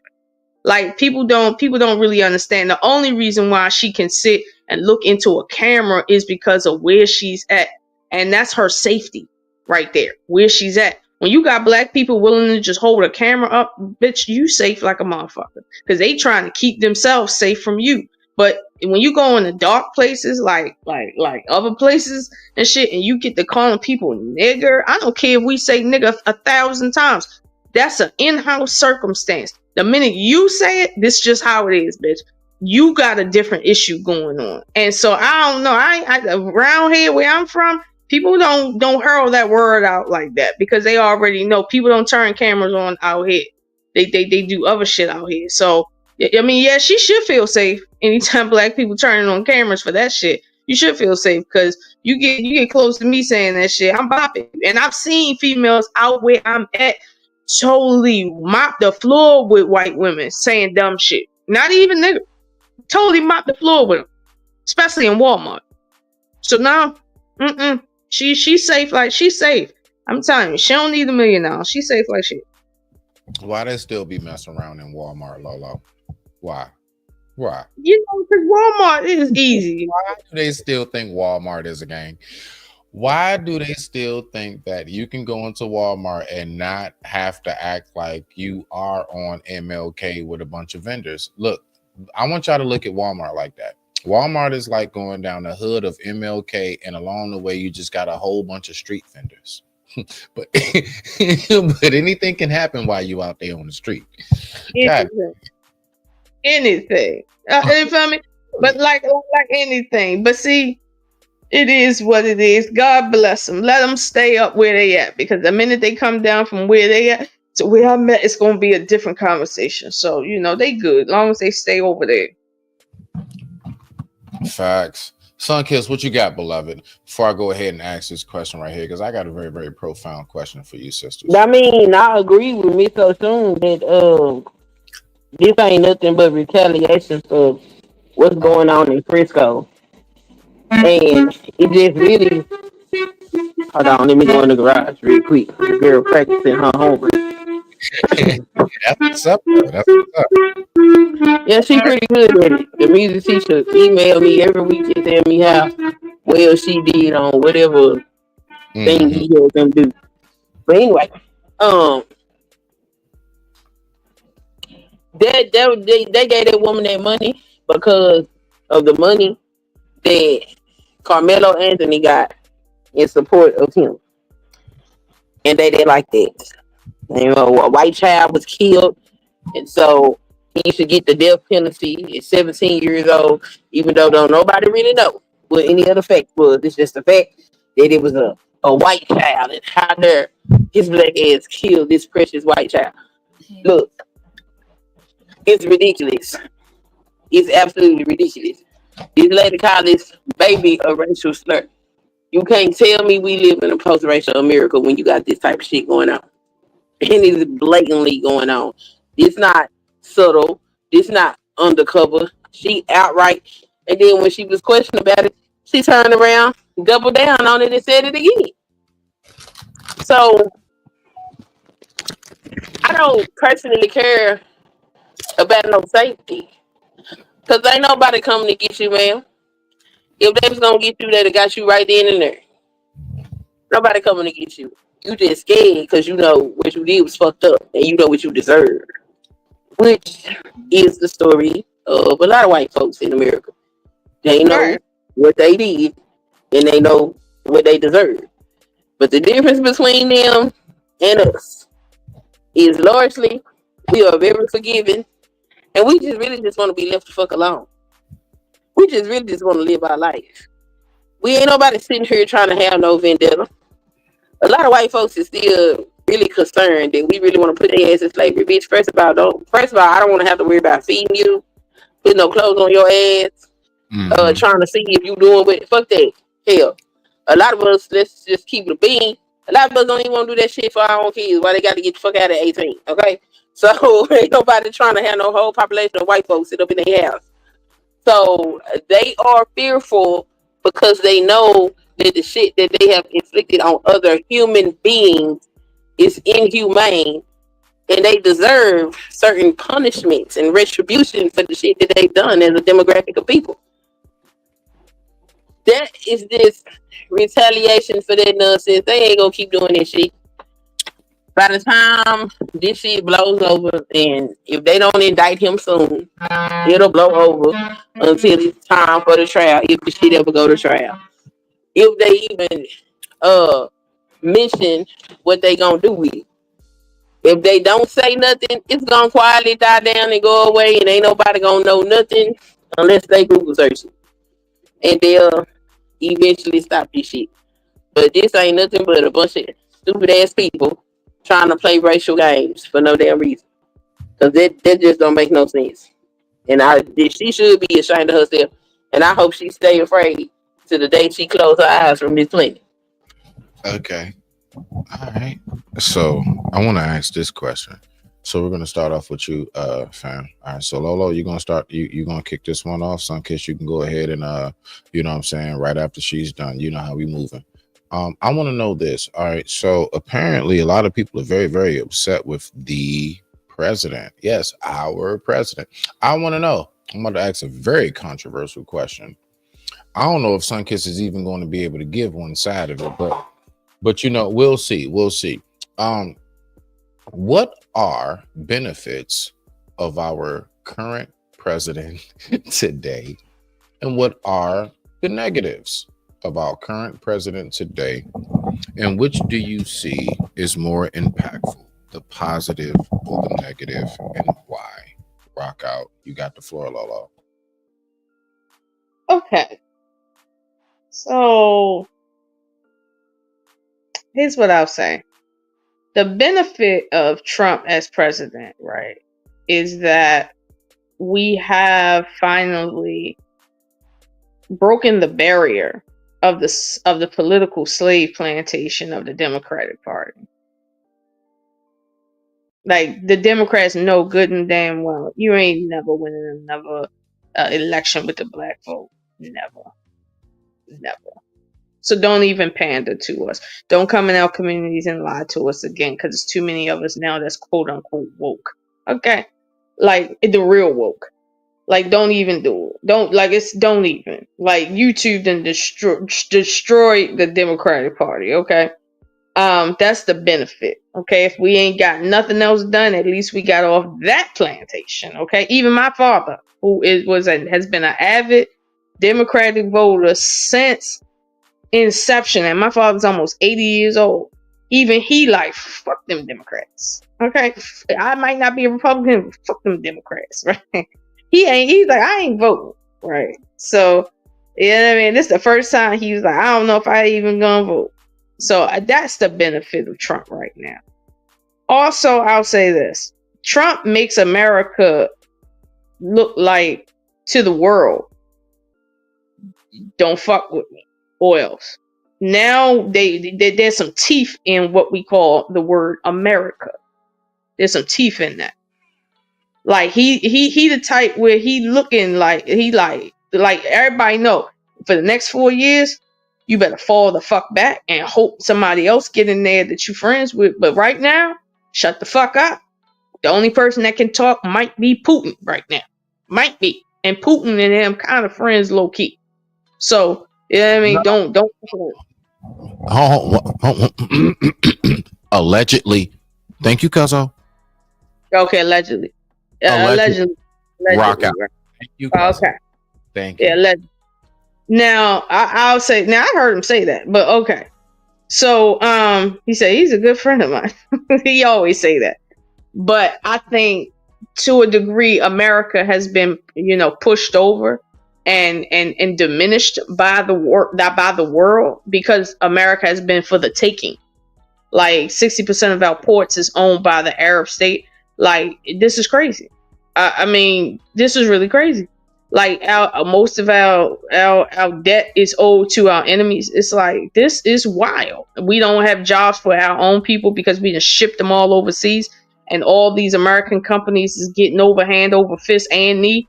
Nah, like we needed Trump. The benefit of Trump now is to say, by any means necessary, we pulling all the way back, and we don't care what it do to nobody. Like, we pulling back and we starting over from scratch right here. I don't care what the fuck happens. It's on some old, do or die shit, right? So I think we benefit in that way, right? However, the way we don't benefit for poor people ain't benefiting. Not at all. In fact, I would say it's going to get worse in the next 4 years for poor people, because Trump is on some slashing everything, and he ain't thinking about the long-term effects of a motherfucking thing. He like, listen, I'm saving money, I'm cutting costs, I'm doing me, I'm setting this budget right. I don't care. If you can't get it together, fuck you. Now, that's not a benefit to the poorest of us. Now, it just so happened that most Americans are poor. So, yeah, that's a problem. But it's a problem because life has gotten more expensive, but pay hasn't gotten more expensive. Pay hasn't went up. You see what I'm saying? That's really the reason. And he knows that. But for whatever reason, he don't got good advisors around him. And so he doing him. So that's the disbenefit of Trump right now. Yeah.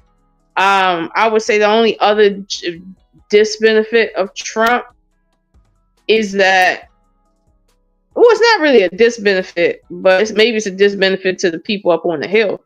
But he don't owe nobody no favors, and the dirt that they got on him, it ain't causing the slightest dent in his presidency, and they mad about that. And so nobody can control this dude at all. And that might be a good thing to have some control over his ass, because he been executive ordering everything. And I'm like, nigga, is there anything you did not put an executive order on at this point? So I don't know. That could be a good thing. But right now, he don't owe nobody nothing.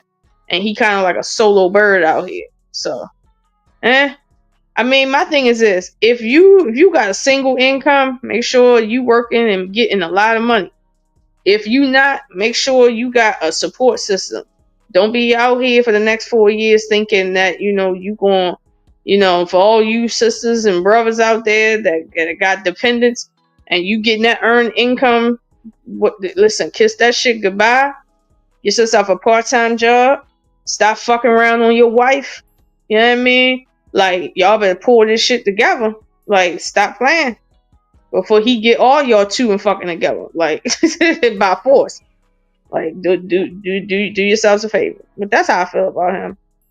Okay. Sunkiss, reiterate the question. I already know you got a lot to say, girl.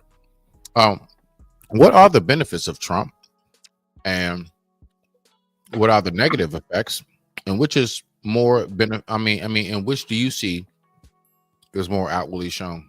The benefits or the negatives? Rock out, will love it. You got it. I feel like the benefits and the negatives kind of go hand in hand, because the one thing that he's going to do is put a glaring light on white mediocrity, and I couldn't be more happier. What he's also going to do is open folks' eyes to understand that it's never a time to get relaxed about our country, about our democracy, or our patriotism, because there's always somebody there trying to give it. Me personally, myself, I believe the man is a Russian asset. I think he's trying to sell his country to Russia. That's just my personal thing. But whatever. You got people in your cabinet with unauthorized folks sitting up in meetings they ain't supposed to be in, sending out military information through public social media chat lines and shit. Oh, the inferiority is going to keep going and going and going. And all the executive orders he has signed, nothing that he has carried out is legal because he continues to lose in court. Now, how much are we willing to fight for our democracy? We're going to find out. Because he don't feel like he has to obey anything that comes from the checks and balances system that this government was built on.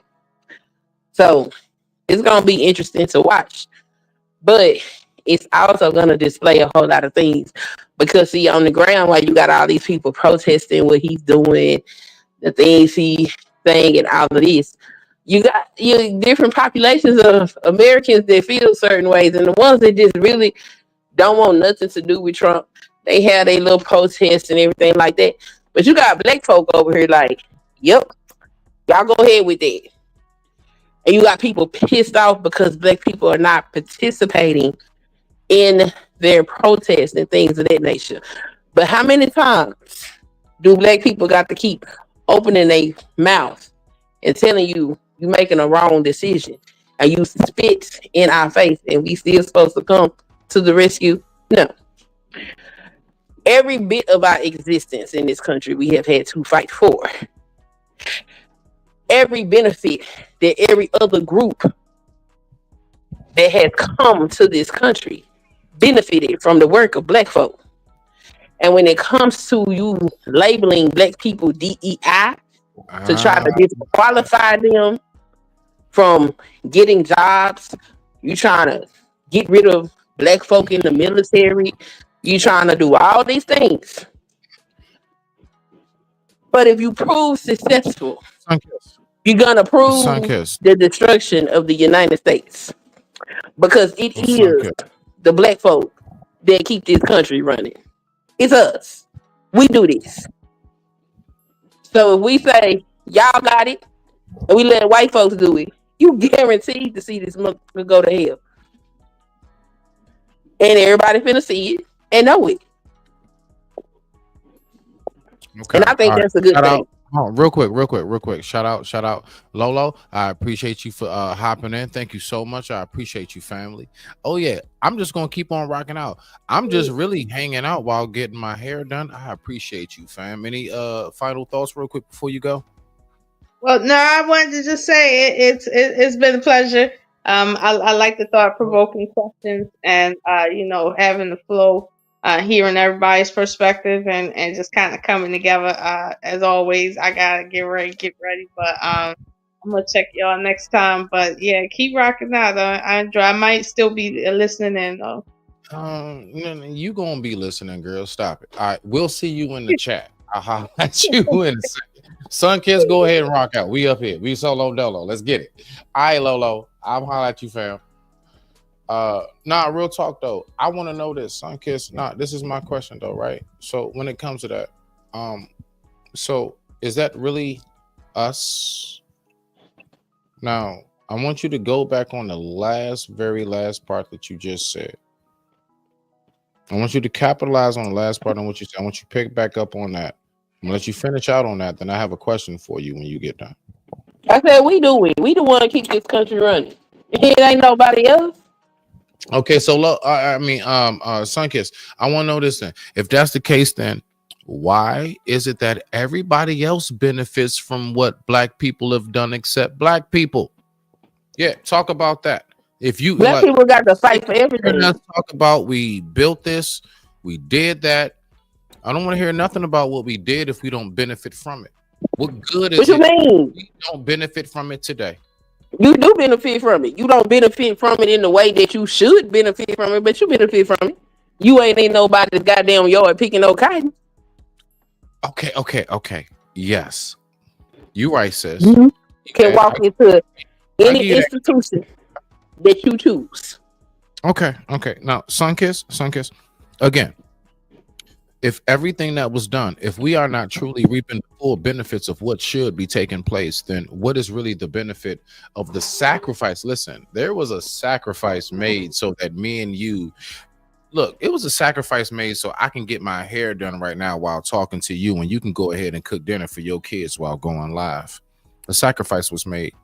The fact is that what is the point of that if most of us do not benefit from the sacrifice?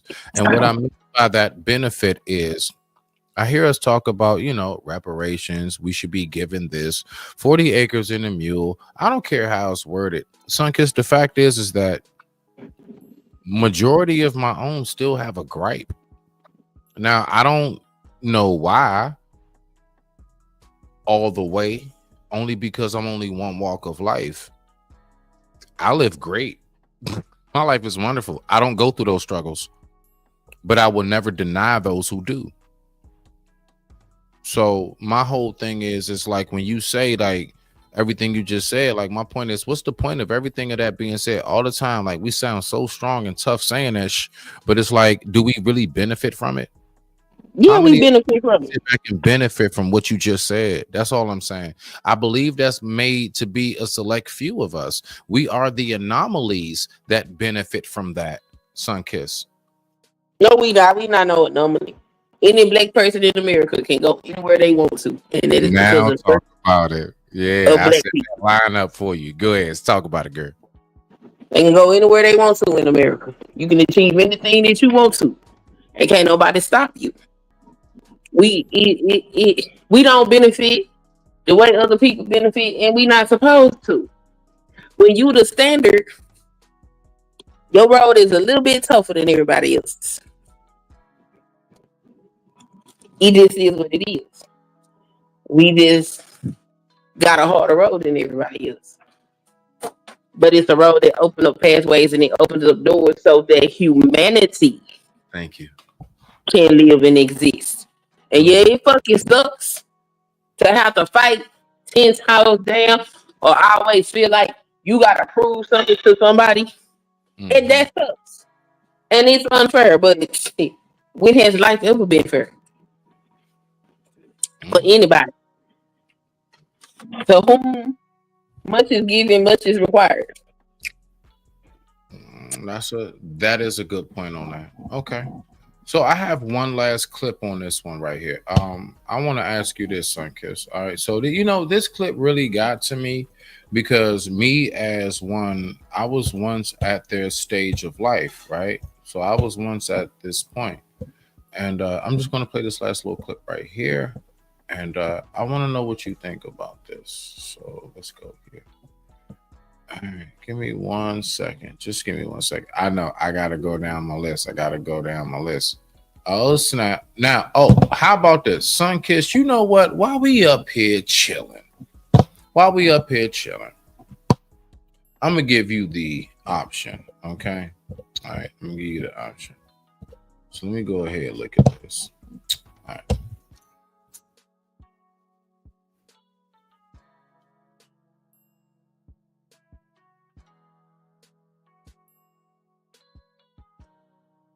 So, Sunkiss, what we're gonna do is this: bow. Get you over here, girl. Bow. Yeah, put you in the driver's seat. I like to go ahead and sit back and chill because I do too much a lot. All right, I want you to tell me what you think about this video right here. All right, so let's go ahead and do this. Boom. Let's go ahead and get this video going.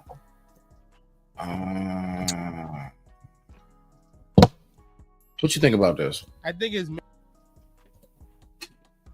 in general, but I think they use like black people because like it's. And do you think it's specifically like black men, or is it just like men in general? They want to make them incompetent, make them like you say dumb, or make them like they don't seem intelligent. I think it's Monday. Shit. And do you think? My bad. Yeah. Play this again. Sunkiss, and I know you can as a mother. A lot of people don't know how to listen to this as mothers. Like you got sons, right? and I know you on top of this. Let's go. And do you think it's specifically like black men, or is it just like men in general? They want to make them incompetent, make them like Men- you say dumb, or make them like they don't seem intelligent. I think it's men in general, but I think they use like black people because like it's just the easiest target for them. I ain't gonna lie. Why do you think the black people is the easiest target for them? Because they know that our community is just like, I wouldn't say the weakest, but it's just easier to upset black people. Like, it's just easy to upset black people, you know? So, But a lot of people, because I know a lot of people would say like, oh, African Americans, we're so emotional, we're so like reactive and stuff Mhm. like that. Like they would say that like about us. Like they'll be like, Mhm. oh, of course. African American people are so reactive. Like I took a class, Uh-huh. I took a history class, and my teacher was telling me that like they use like African Americans because we're like the most, what's the word? We average, like we're like Advocate for weakness the most. not advocate for weakness, like we're easily able to, we're the most marketable race basically. And do you think it's specifically like black men, or is it just like men in general? They want to make them incompetent, make them like you Men- say dumb, or make them like they don't seem intelligent. I think it's men in general, but I think My bad. I didn't realize that it ended. I got my headphones here. I'm sorry, y'all. Sunkiss. So apparently, are we truly a target? Is your sons and me as an older one, are we all targets out here, Sunkiss? And if that's the case, why is it? Because apparently there are people who really look at, you know, once we get in certain positions of life and everything, like you will be a target, black man. What's your take on that, Sunkiss? I mean, you can walk around with that type of chip on your shoulder if you want to. Break it down. Break it down, love. I mean, I'm not, me personally, I'm not gonna be carrying things that's gonna add stress to me. Life is stressful enough. It's either a mindset that's gonna benefit me, or it's something that I don't need to pick up. So, walking around thinking you a target all the time, unless you a personality that just renegade and you view the world like you always at war, I don't see how that's gonna benefit you walking around talking about you got a target. But most of the time when I hear people with that type of mentality, they use it as an excuse to be unproductive. Like I just said, we live in a time where we can go anywhere and do anything. So walking around with the mindset that it's a target on you, I don't see how that's gonna benefit you. All right. So the thing is, it's not about does it benefit. Sunkiss, I want to know, do you believe that that's the case? Now, if that is the case, I think the most important thing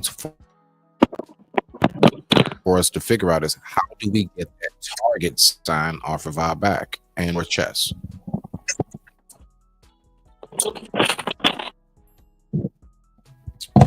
Then we're gonna have some fun before we get up out of here, Gary.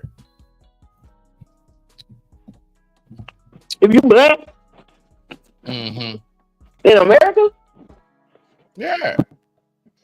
Like, where? How you get the target off your back? you don't get the target off your back.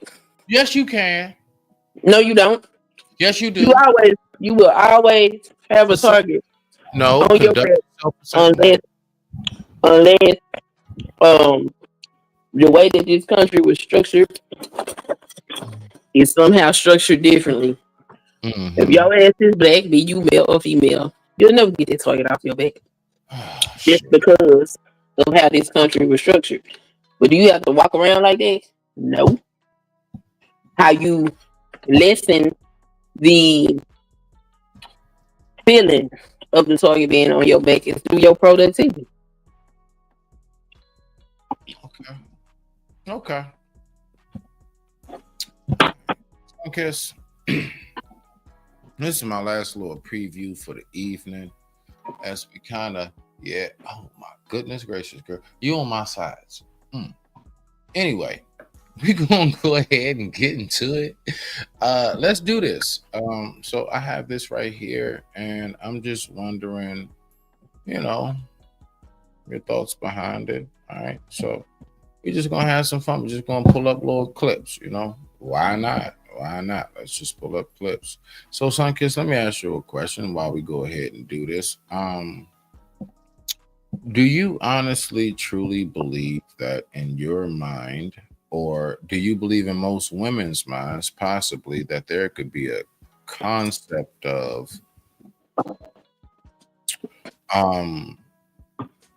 rising to greatness in this day and age in which we live in? Do you believe that most people can truly, like, really achieve their greatness? I'm gonna ask Yeah, some. you can do whatever you want to do. Really? Yeah. What's stopping you? Sunkiss, you tell me what's stopping us. I just want to know. I've been trying to figure that out, right? Can we rise to our greatness, and can we get to a point where we actually are at the pinnacle? Now, this is my main thing, and why I say that. I noticed that it's something about us where it's something about us, like, we get to a point, we reach a pinnacle, we reach a high state, and we just don't know how to keep it going, Sunkiss. Why is it that every time we get something going good, we got to get some bad news later on down the line? So, and I'm going to pull this up right here. This is just a small example of what I'm talking about, though.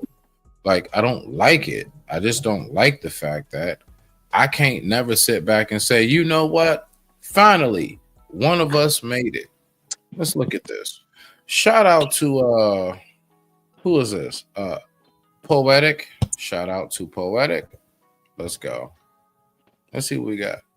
Just got exposed for being a bad friend and an even worse boss. At a point in time, Math Hoffa had a really successful podcast that did millions of views. The concept was a group of friends hanging out at the barbershop, having regular conversations. Sunkiss, already, if you see where I'm going, why can't we never have nothing nice? Even a damn barbershop. Even that has to be taken from us. I don't understand it. I don't get it. Conversations and interviewing guests. However, as of lately, Math Hoffa recently did a video announcing that he could no longer continue the podcast as we know it due to financial issues, and he can no longer keep up with the production cost of being in the barbershop. And what finally did it was a $7,000 light bill that he couldn't pay. Now, right now, if you go to Math Hoffa podcast, he's So you telling me a famous hip hop artist, whatever, in the industry, whatever it is, battle rapper, I don't know. Listen, you try and tell me that we couldn't pay a light bill? Like, I need you to listen to what's being said, Sunkiss. It's embarrassing. That's embarrassing. All right, so we got that. I'm talking about his status. I'm not talking about like average everyday person. I noticed that it always has to be something that has to come up to ruin us in some form or fashion. Let's listen to this just a little bit more. I'll say about a minute, then we're just going to talk. I ain't going to play this whole video. We ain't doing this whole 15. currently doing solo content and solo interviews, and he's going away from the whole production and the whole crew that he once did.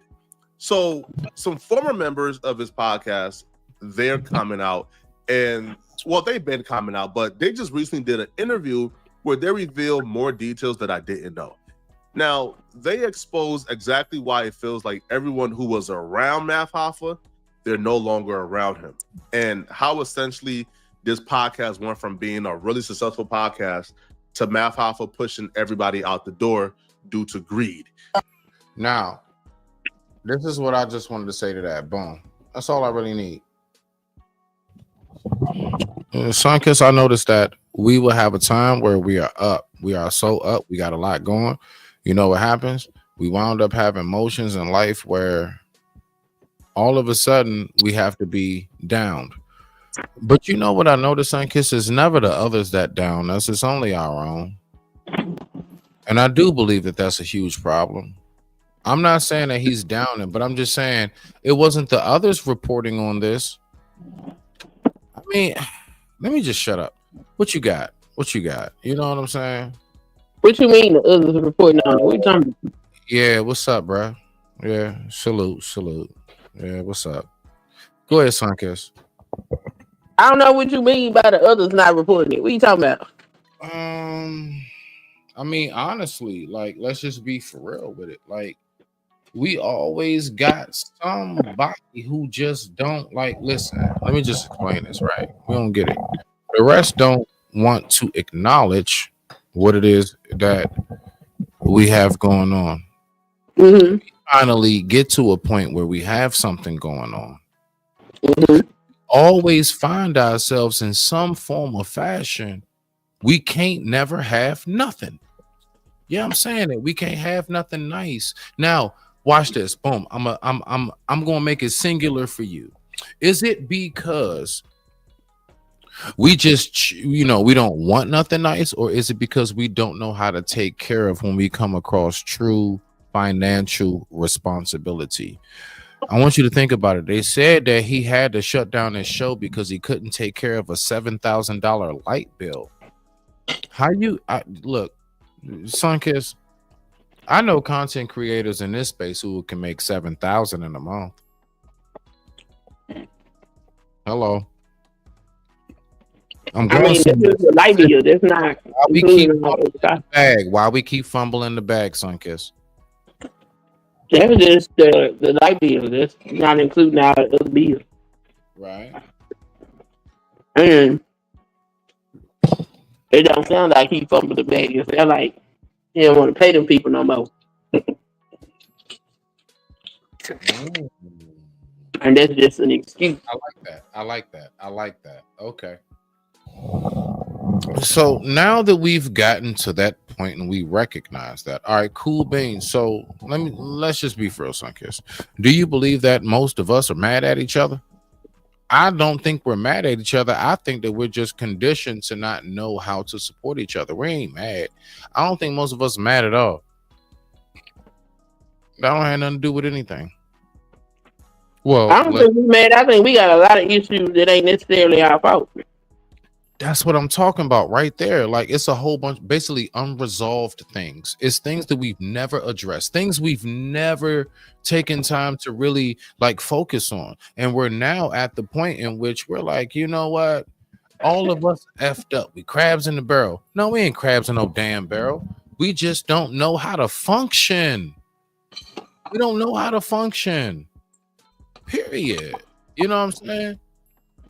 So I mean, I'm with you on that. But let's listen to just a little bit more of what they talking about on this video while we sitting here and we ending this off slowly but surely. I'm just rocking out and chilling with y'all. I'm really just getting my hair done, just kicking the shit with you niggas.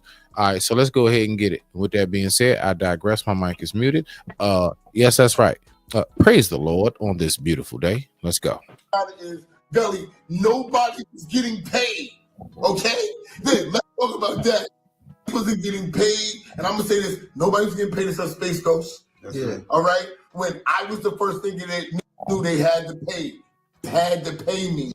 Yeah. And I was calling him saying, "Yo, he's gonna pay me. So you gonna tell them to pay you, or I'm gonna just take my money and I'm gonna split it with you because we a team." Right. But when you speak to this, you tell him he got to pay you. Hey, see, look, this is my thing, right? This shit seem real juicy. Hey, Sunkist, the thing is this: if it being juicy fruit, how many times do you think the others have these type of conversations on like live little podcasts when they do stuff like this? Usually it's already set. Whatever contract is set, their money is already, they've been paid for that season. We the only ones for some reason that keep going through this. I'm not these games, man. They already paid. Everything, all their money is already set. It's already taken care of. No, but listen, even if things go wrong, you still good. Listen, you got people from the staff with headphones on talking about something. Don't you worry about it. You can go ahead. Yeah, chaperone him to his car. Yes, yeah, you go ahead, Mr. Such and Such or Mrs. Such and Such. You're paid. Why do we keep going through these financial issues? Why do we go through all of these problems? Why do we go through all of the turmoil of trying to get business going? What's wrong with us trying to keep business going, Sunkiss? What's wrong with us trying to keep business going?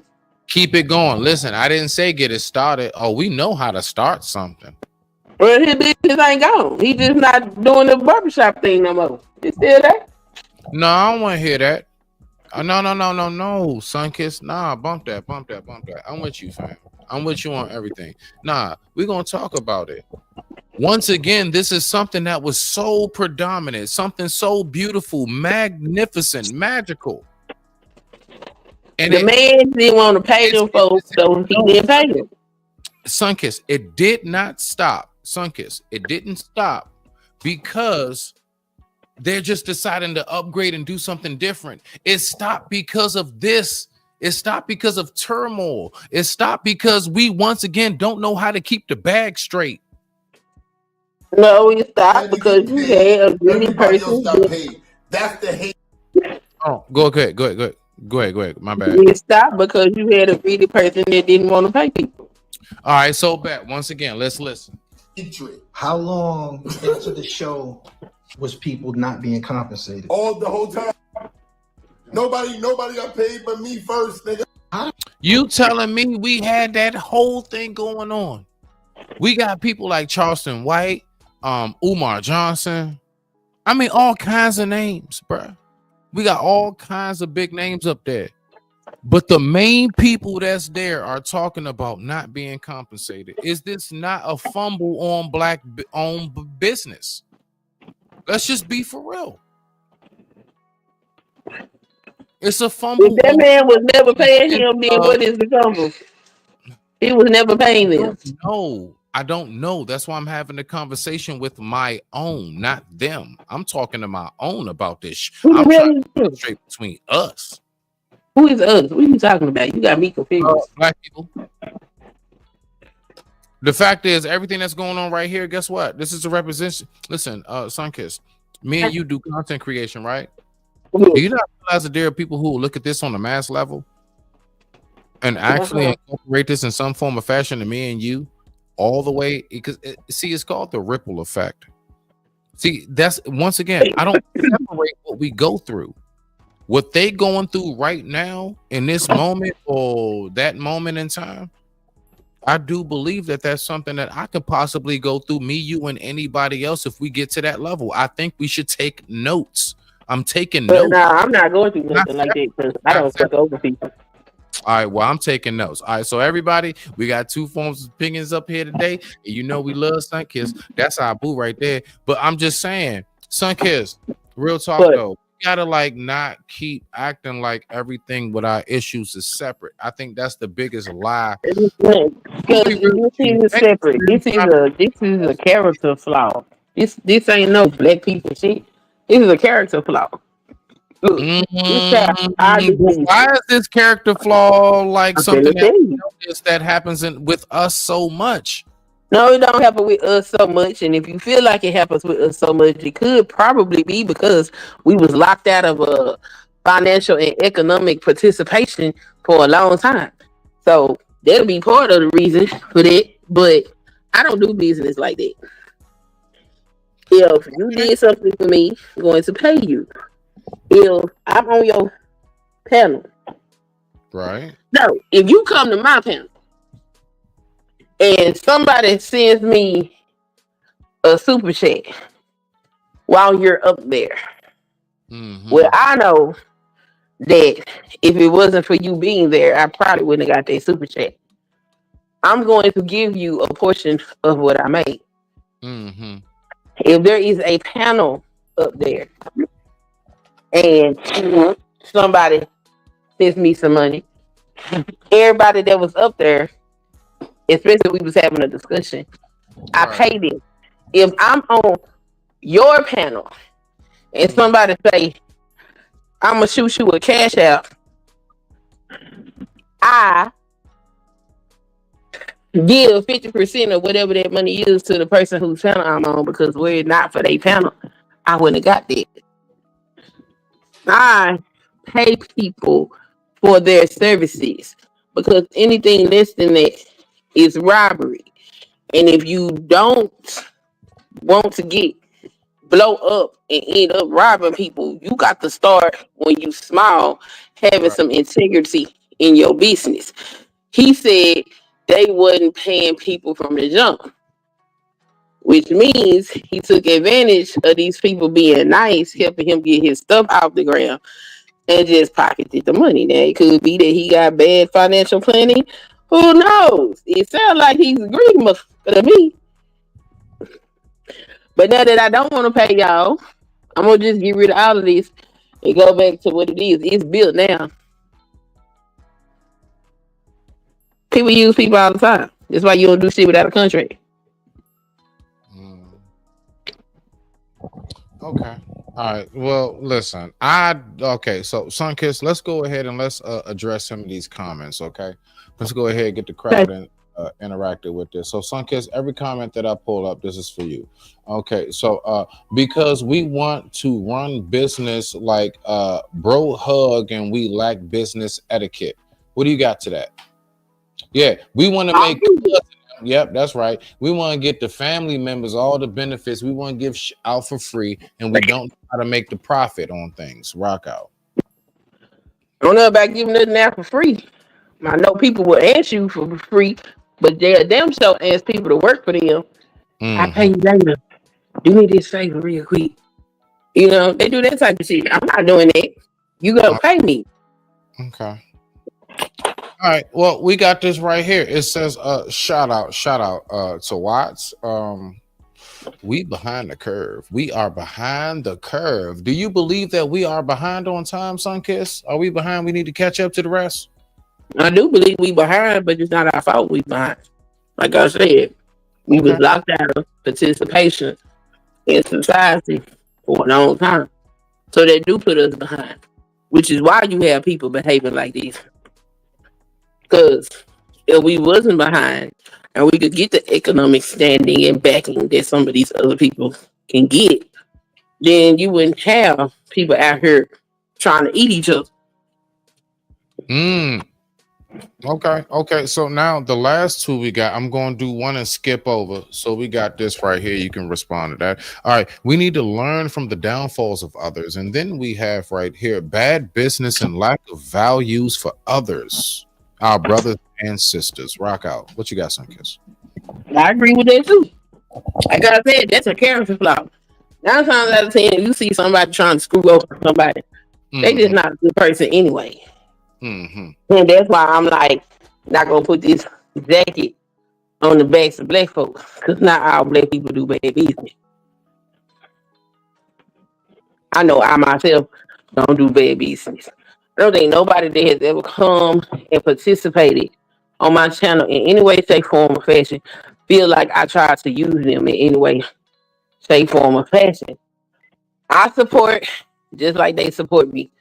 And sometimes I'll go above and beyond if I'm able to do so. Right. Because you can't get nowhere burning bridges before you build them. Let me just go ahead and say this. Darrell, look, let me just say this, dog. Y'all gonna stop playing games. Bruh, hit the link and come up and talk, bruh. If you just come up for 2 seconds, bruh, say what you gotta say. I'm gonna be real with you. I'm gonna try my best to keep reading the comments. Y'all need to stop playing with Smitty, man. Come on up and talk because you know you want to. You know you want to come up and talk. Come up and say something real quick. All right. If not, I got you. Let's rock out. But he says, because I mean, really, y'all be typing whole freaking novels in my thing, but you refuse to hit the link. I don't understand it. Come up and hit the link and talk. That's what I'm talking about. God damn it. Okay, my man is here. Say that shit with your chest, nigga. That's what I'm talking about, black man. That's what I respect right there. Let's go. What up? Blessings and salute. No, it's just like, look at, like, I saw the videos you guys playing in. It's just like, I really feel like, okay, number one, like I said, lack of business etiquette. We don't value our people, our brothers and our sisters, the mind that they come with, the energy, the talents that they come with.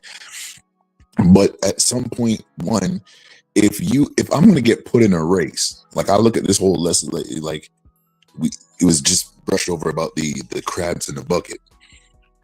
Yo, if I'm in a race that I didn't build and Smitty didn't build and my sister didn't build, for sure we got to kick out the sides. We got to kick out the sides of that bucket. Everybody take turns clawing at it and then kick out the sides, and then we all got to get out. We can't just keep trying to crawl out the top. And I think this is what's trying to happen, where on one hand it could be a crab in the bucket mentality, but at the same time I believe it's a severe lack in discipline. It's a lack in business etiquette and structure. You know, I love movies, and out of American Gangster, when Frank Lucas goes to meet with the Italians, he says, Frank, that would never happen with the Italians. More important than any one man's life is order. And I'm just like, I found that so profound, that more important than any one man's life is order. But no man's life can survive or live without order. So when I look at that, I'm just like, nah, we have to, when we're building with each other, we have to have order, and everybody's got to know what that order is up front. That's just how I look at it. We can't afford to be sitting here wasting away talent and ability because it's a bro hug contract. No. If my brother comes to work with me, if my sister comes to work with me, if they invite me to work with them, we've got to make sure that we have the business is business and the family and the friendship is family and friendship. Hey, We can gotta y'all leave it hear at me? that. Amy? Yeah, Hold fam, on. good. Can y'all hear me? Yep. He was good. Might be his headphones. But yeah, for anybody who's watching, you know, while Smitty and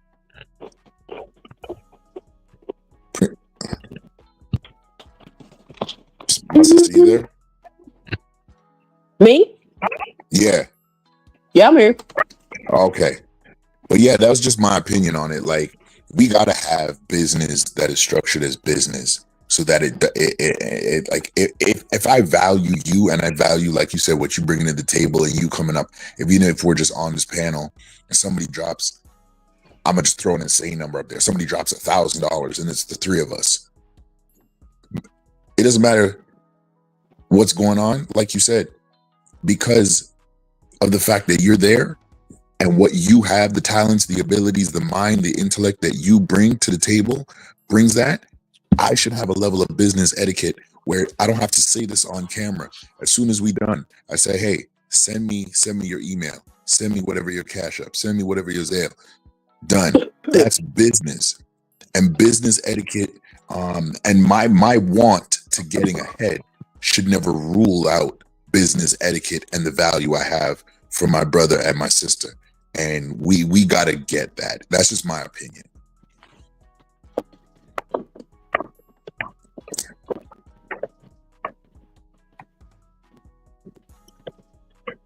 Smitty, you muted.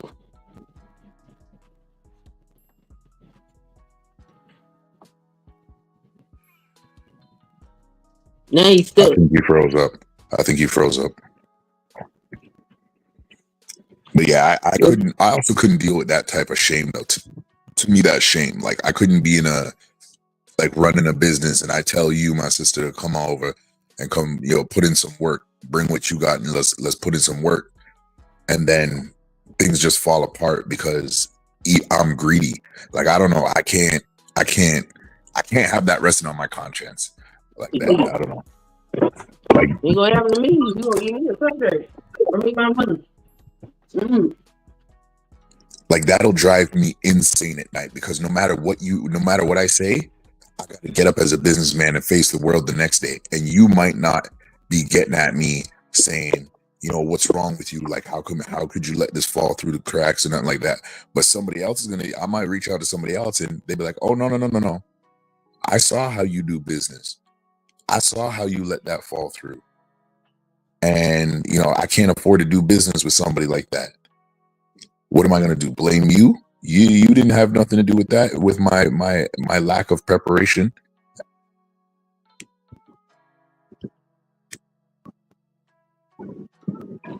Right. 'Cause you never know who's watching. big time. Like even in this YouTube space, like there's like StreamYard has a whole tab that's called collabs, where you don't know who's watching your podcast. You don't even know that these people exist until you hit that collab button and you start just typing a letter, and you start see all the different podcasters, especially the ones that are within your niche, that have either viewed your page or viewed one of your social media pages, but they know who you are. And it's just like, sorry, I plugged in, I multi-plug, and I plugged in the blow drive, and it's been short circuit. It's been a short circuit. Oh. Yeah, the blow drive keep giving me a short circuit. I'm sorry about that. Nah, I'm just rolling out. All right, so real quick. But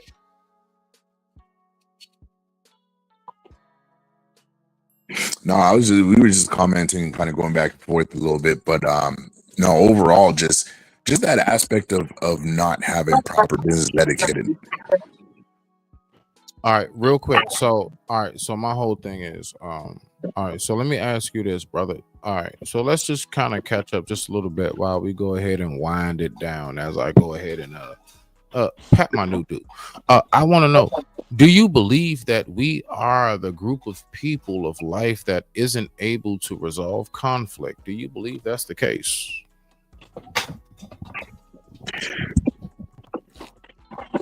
I believe that's been the narrative thus far. I don't believe that's the end of the story. Okay. That's the narrative, not necessarily the end of the story. Okay, boom. So now let's go. I gotta call my husband back. As I pull up the rest of the video. Yeah, you can go I'll be ahead. back. Go ahead. You hear me? Yeah. I call my husband back. I'll be back if you still here.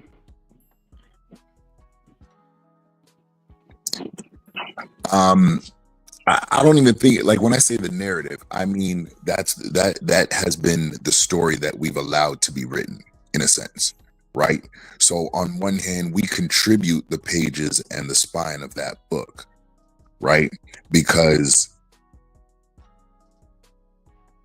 maybe it's part of what we feel may be the great tug of war story, that we struggled for so long and even internally, and then we finally figured it out and made it over. But at some point we got to look at it and be like, as I was commenting while you were getting situated, when that is going on, other eyes are looking at us.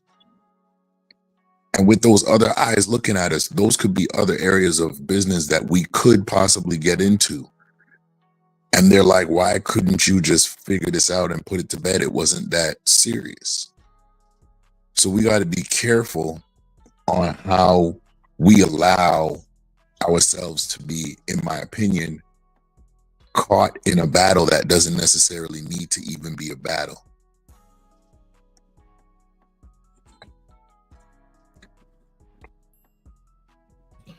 So what would you say is, like, you know, let's go ahead and land it on this one. And I appreciate you for pulling up. Respect to you, black man. I appreciate you, though. Blessing to you, brother. Always. So what would you say is actually, like, what would you say would be the biggest benefit for us to incorporate moving forward? And what would you say would be continuously the biggest hindrance for us to move forward as a black community?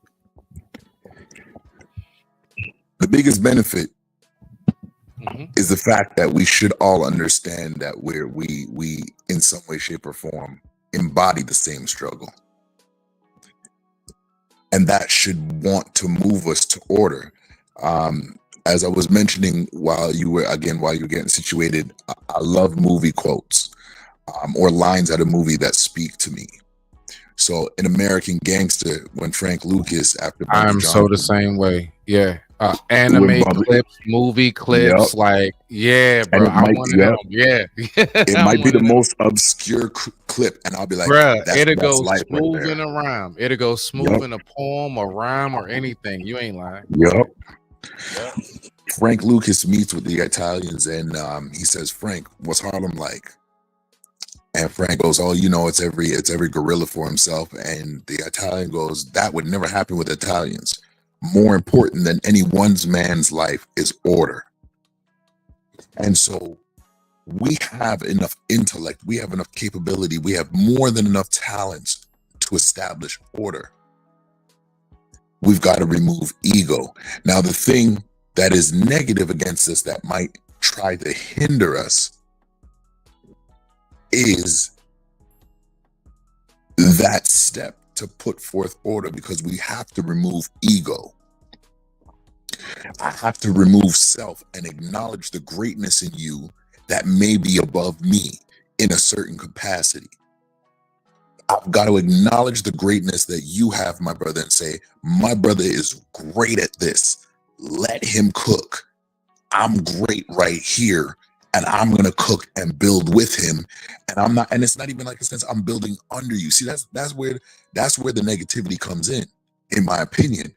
It's when I look and I'm like, oh, you're further ahead of me. Nah, your position and where you got to cook at is further ahead than where I got to cook at. But we cooking on the same ship. So I can't look at you and be like, oh, I gotta make it past him. No, I'm doing you a disservice and I'm doing myself a disservice. So we got to get that ego out of the way. We got to get that lack of respect for your greatness, your brand, your intellect, your move, and understand that as you move, you give me a way to move, because you're clearing, you going ahead before me, clear some things before me that I don't got to fight. But likewise, I get to protect you from the other side on things that you might not see coming towards you. And I can say, hey, don't worry about this. I got you. I already took care of it, but I want you to let you know that was what was coming. And likewise, you turn around to me and say, hey, man, don't worry. There was some things ahead and you didn't see it was coming, but I already went ahead and took care of it. And this is what it looks like. So when we move forward now and we're both at the front, or we both pivoting, then this is what that's going to look like. We got to remove that ego, because that's that negative that's going to hinder us, that ego. And that is something that I definitely feel. Hold on. Yes, sir. Real quick. And no, turn it on. Do you believe that we really have a complex where we only want to listen to those who we like? And if I don't like you, I don't care if your message is strong or not. Rock out. Oh, for sure, family. For sure. And that is a cancer, because that also bleeds into one's possible inability to accept strong leadership. Yeah, man, you looking fly, bro. You looking right. It's shining. That's itself. I love to see my brother shining. Yeah, man. No, that's definitely something that's big, because it's just like, I can't. Again, it's to recognize and respect the greatness in my brother and my sister. And this took me time to learn individually, right? I had to learn this, and unfortunately I had to learn it the hard way. But once I started removing that, especially within this year, and we haven't even really hit 6 months of the year, and I'm already prospering because I've removed that from my being, removed that from my mentality, removed that from my spirit. And as I move that out, I even something like meeting you, some people would like look at me and you, right? You're like, bro, come up. You know what I mean? Bro, I'll support you, you support me. Let's rock out together. That is an understanding. Some people would see that as a rebuke. Oh, he talking down on you. No. You're not trying to talk down on you. He's systematically, lightly saying, yo, let's build together. Some people legitimately within our community can't take that, bro. No, and that's because a lot of people really look at it like, because listen, I'm gonna tell you, this is the example I give all the time. I want you to picture this. Me and you and everybody else here, we're standing in a field. It's a long, just lush field. Now ahead of us are mountains. And we can see these mountains are miles away, but they're so huge. To us, it looks like it's just like a few steps away, like the end of the rainbow. Little do you know, that's going across the world, goddammit. So we now looking at this mountaintop, and we thinking, look at that small peak, and we think it's only enough room for just me or you. So now we get to looking at each other. So who's gonna take the mountaintop, bro? You don't even realize when you get to the top, bro. That thing is like 18 and a half football fields wide. Yep. And that's More just than the enough first space. section of it. That's just the first section. I mean, you know, you can take a few steps down. You got caves, you got tunnels. You basically got a whole pyramid, a whole Egyptian pyramid at the peak of this mountain. But we actually think to ourselves, it's only enough room for just me. I can't take you with me. It's not enough resources. It's not enough food. It's not enough women. Yeah, that's right. I'm saying it, fellas. You think it's a lack of, yeah. No, it's not. It's a flood. It's endless. We will never be short on resources, whether you need vajayjay, whether you need food, whether you need cloth to cover your body, whether you need books and pages to read to get wisdom and information. There is more than enough for all of us. Why do we keep acting like if I help you shine, that's going to take away from me? Why do we keep acting like if I actually just go ahead and big up you, that's going down me? My nigga, we got the Because world. we've never ever tried to We don't esteem want to. somebody We higher do than ourselves. not. I'm about to put you in the box, my nigga. We do not want to big up our own because we really feel like if I big up you, that's taken away from me. And that's the saddest shit I've ever seen in my life. When God has shown us there will always be a replenishment of an endless, of abundance of anything you ever wanted in life. All you have to do is believe in me. You don't have to worry about no man. So why are you worried about my success when God already gave you a promise? Hello. Talk to him. No, and that is, and you see, like, man, that right there, to esteem my brother higher than myself. I can't, and see, a lot of times we miss this, right? Even in, like you said, if it's not our favorite speaker, if it's not somebody that we herald, if it's not somebody that we like, then the message, the movement, the plan is null and void. That automatically would assume that only a finite amount of people have the greatness of God birthed into them. That demeans and literally denounces any intellectual capability and any intellectual greatness that you were born with, because it doesn't favor what I like to see. When I esteem you higher than myself, it is, like you said, it's not to the denigration or the removal of any other tool, intellectual capability, or physical ability that is around me. It is to acknowledge that I am yoked with greatness as my brother, as my sister sees greatness also in me. So let me ask you this. So when we talk about that, then what really is the definition? Because everything you just said to me, that encompasses the full definition of I am my brother and sister's keeper.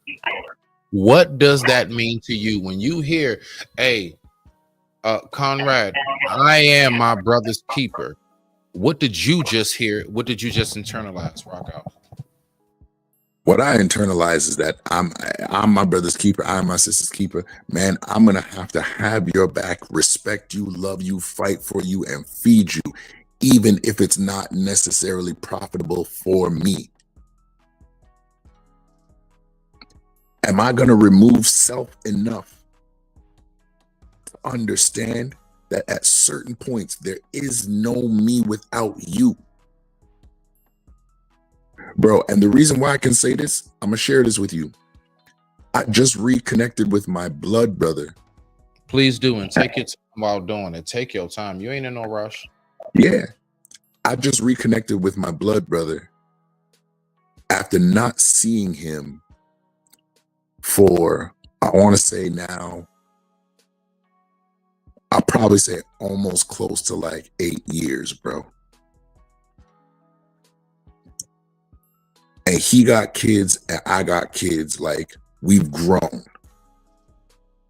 And so now we connecting, and the same thing we're talking about right now, almost put his life in complete jeopardy. Would have caused him to miss out the next 15 years of his nephew, my son, my daughter, his niece, and vice versa. And when he picked up the phone and he messaged me, you know what the first thing I said to him? I said, bro, I'm sorry that as much as I'm your brother, I tried to tell you that if you didn't live according to how I wanted to live, that you were wrong. I'm sorry for that. And he said, he asked me straight up, he said, why do you say that? And I said, because as much as what is good for me individually, what is good for me may capsize the greatness in you. And I'm not allowing you to live to your fullest potential if I'm telling you to live your life by how I live my life. Right.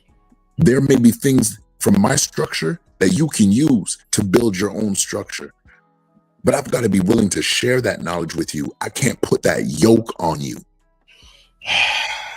Man. And so for me to put that yoke on you limits and removes your greatness. It actually says that what you got is not good enough to actually rock out with me. So here, put on me. And so because I can see me instead of seeing you, I'm cool with that. But anyhow, I have to see you in a bigger capacity than I might even see myself. I've got to remove you because I don't like that. And that is a cancer, bro. That has wrecked my life. When I say I've literally missed out on good business partnerships, good brothers, like let's say I could have met you at a different time in life. I have to be honest with you right now. If that was 20 years ago, and I'm 40 now, so if that was 20 years ago, I would have ruined that opportunity because just like we're saying, I would have messed up. I would have tried to put my constraints on you and say, you got to come to me in this form or I'm not going to accept you at all. And that's the biggest issue. I want to know, what is it about us that we just don't recognize?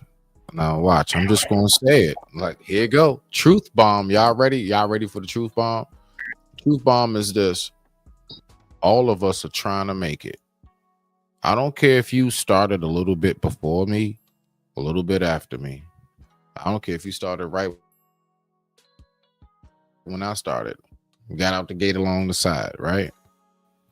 We all trying to do something. And we all got this like thing in our head where it's like, I need you to support me because my deal that I got going on is much more important than yours.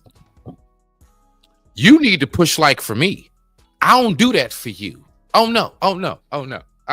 It doesn't go both ways. This ain't no two-way street. No. You supposed to come to me. You supposed to only support me. You only supposed to support my cause. How dare you think I'm supposed to reciprocate? How dare you ask me to give you what it is that I have demanded from you? I demand that you give me my praise, my props. I demand you give me my crown. But I swear on life, don't you dare ever ask me for something as slight as a goddamn pat on the back. My nigga, you are out of pocket. What's wrong with you? Don't you know that my plot is better than yours? Don't you know I'm supposed to be above you? Don't you know there's not enough room at the top of this mountain peak? You're not supposed to ask for what it is that I demand. Listen, key words, ask and demand. You're not supposed to ask for what I demand. And what I demand, I'm not really even entitled to. I just demand the shit. How dare you try to make yourself seem like we supposed to be equals, but yet then we'll turn around in the same breath and say Black unity. Talk to him, Conrad. Talk to him. I mean, really, bro, it's like y'all need to stop playing with people because we do see through your bullshit. I just want to let you know that. We see smooth through your 100%. bullshit. You real deal expect everybody to support your shit, but you don't think that you're not supposed to do the same and reciprocate. You think it's supposed to come your way because you've been here a little bit longer. You think it's just supposed to come your way because you got a little bit more of a following. You think it's supposed to come your way because you get more people on the panel. You think it's supposed to be coming your way only because you think what you think. No. We all trying to make it. You still trying to make it just like I'm trying to make it. Why you down in me? Why you don't want to help me? Why you don't want to just say, hey, go support them? I do it for you. Yeah, I'm saying it just like that. Bump all of that. I'm saying it just like how it is.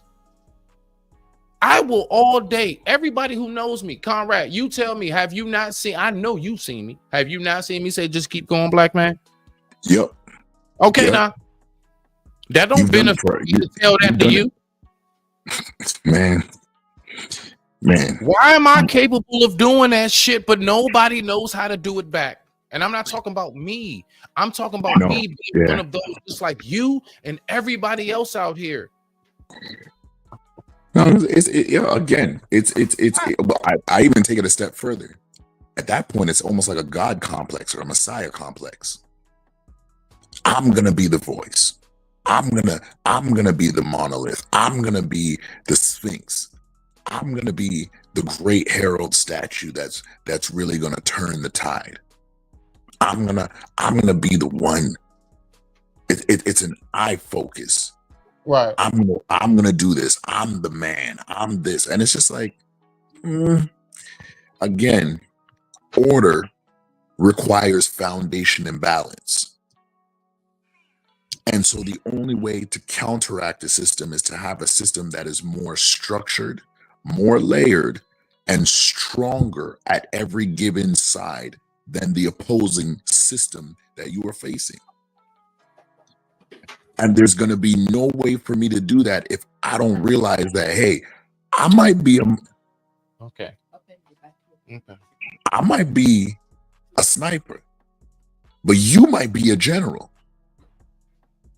And there's things I've got to learn from you, General. Teach me how to see. Teach me how to understand. Salute, brother. Teach me how to know the wind and its difference in radius, its difference in speed. Help me to understand, to think through, not just walk and talk through. I find that the most of us that we get together and I see a tide turning. It's funny that we talking about this right now. I actually see a tide turning.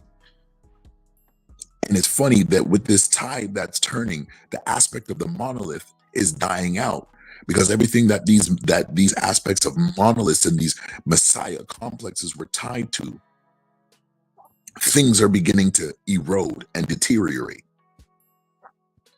That's the problem with a Xerxes mindset, with a Nebuchadnezzar mindset.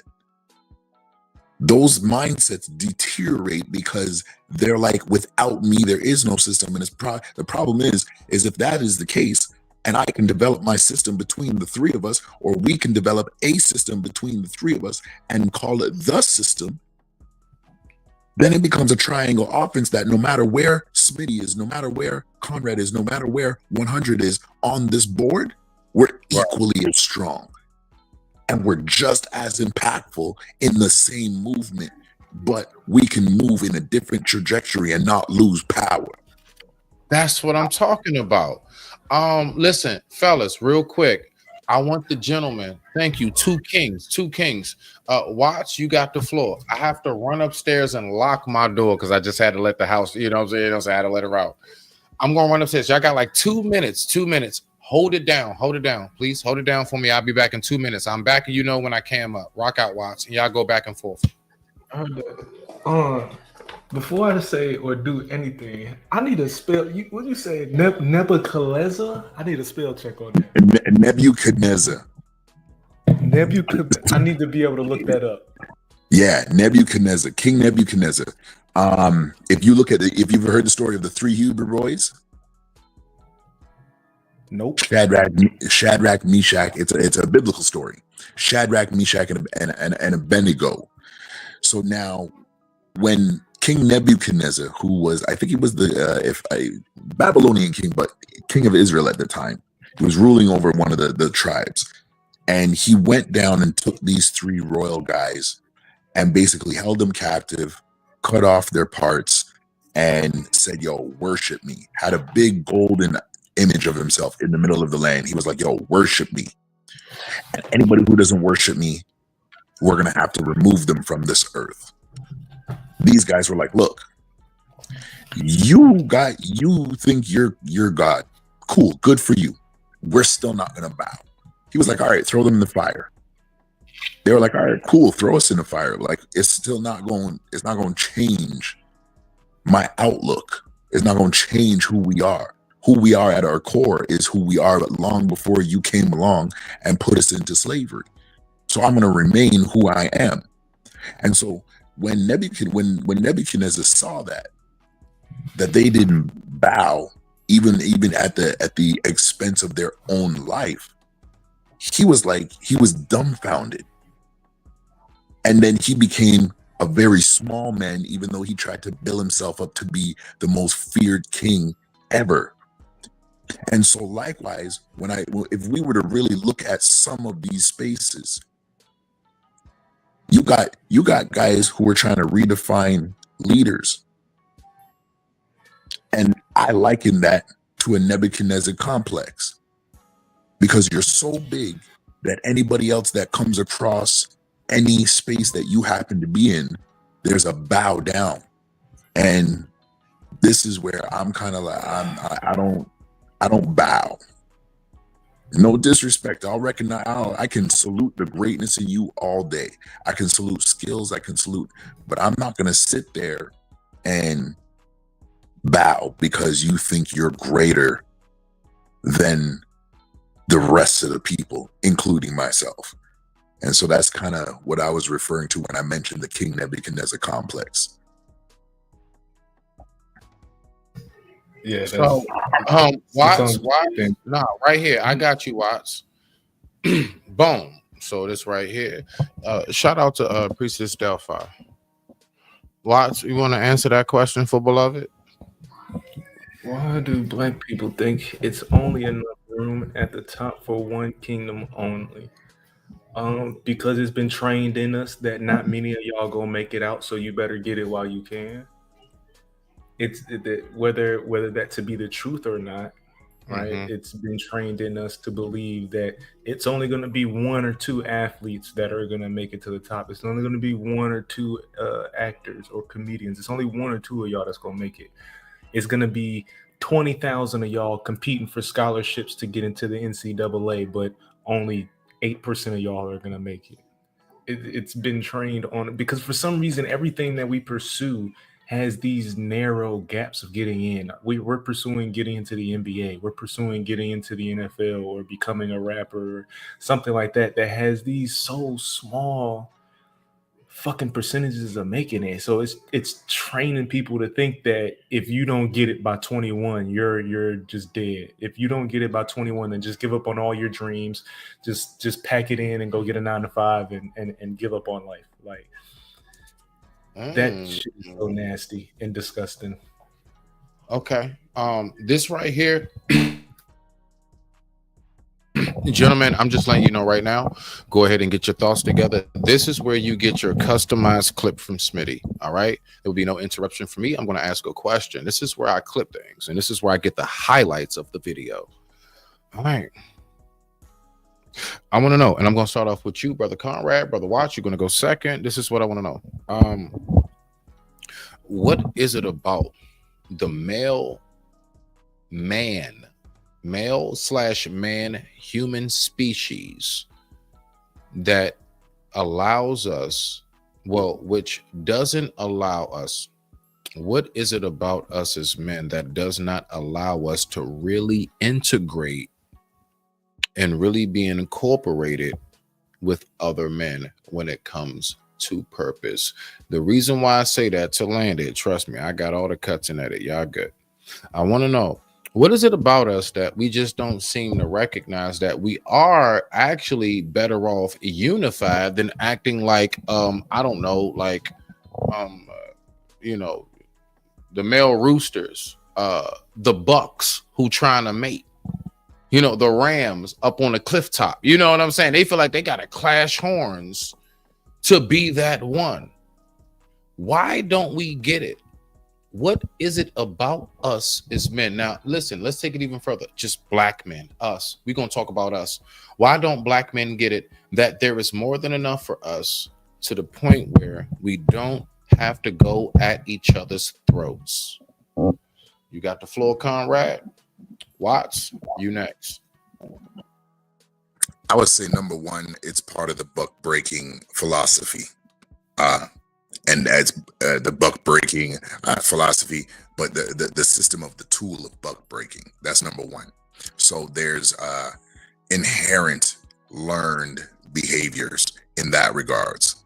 But then there is, I really believe, there's the disqualifying factors where we're looking more to disqualify. And as Brother Watts just said, narrow not just the margin of entry, but the numbers of margin of entry. Because now, if I do something with 100 brothers, the task accomplished is great. But if I accomplish something that 100 brothers couldn't accomplish, and the gap or the field is narrowed down to 10 or 20, well, now that's a greater chance of being individually recognized. And so the focus on self elevation has taken preeminence over the purpose and the power of unity. I'll say that again. The focus on self elevation has taken priority over the power of unity. I land. Watch, you in there, brother? So once again, real quick, why is it that we only believe for some reason, like, dog, if I help you, then I can't help me, but yet behind me, in front of me, behind you, in front of me, behind you, in front of you, is endless fields of like resources. I don't understand. Like, where, like, why do we think that way? Why do we think I can't help you to help myself? I don't disagree with anything Conrad said. And I think to add to what has been said, I think that some of what's in us to create the greatness that we've created, like hip hop, like for us to create something like hip hop from it coming from nowhere the way that it did, that is a beautiful thing. But we know for every action, there's a reaction. For every beautiful thing that is created, there's something negative that may be created in the terms of that. And if you look at what has been created, what we have in us to create what is known as hip hop, to have that bravado, to have that this is me, to have that to have that thing to be a hip hop artist, that also turns around into now people carrying that energy in their everyday life. Because that's still in us. We all have that in us. I think especially Black men in particular. I think particularly during that puberty to adulthood stage, that 15 to 21 time, like everything is flowing through you so strong. It's just, I'm taking over the fucking world. Like I think it's in our minds that we are so powerful and so strong and so young and so ready to take over the fucking world that I will run over anybody in front of me. If I feel like you even have an inkling of trying to slow me down, I will run you clean the fuck over to take over the world. And that is a problem because, like has been said, if instead of me thinking about taking over the world, if I just slow down and just work along the way with people that I have and develop and create and nurture certain things, then that turns out better than just running through every fucking body on the way to the top. Right there. Okay. All right. So now we're going to get into this part. I just got 2 more questions and we're going to get ready to, slowly wind it down. We're just going to conversate our way out of it nice and smooth, fellas. All right. So just these last 2 questions. So this is what I want to know right here. What is it? Do you honestly believe? Now we're going to switch it up a little bit. All right. So our community, I noticed that for some reason, we always want to seem to make the black man's problems or the man's problem separate from the woman's. If our sisters have an issue, yeah, I see your eyebrows, Conrad. If our sisters have an issue, do you have a problem? And if we have a problem, should it be the same consideration for our sisters? Or just like Ice Cube did on that interview, which we all know, for some reason, the black man's problems is separate from the black woman's, but yet we're supposed to be unified as a community. Conrad, you got the floor, sir.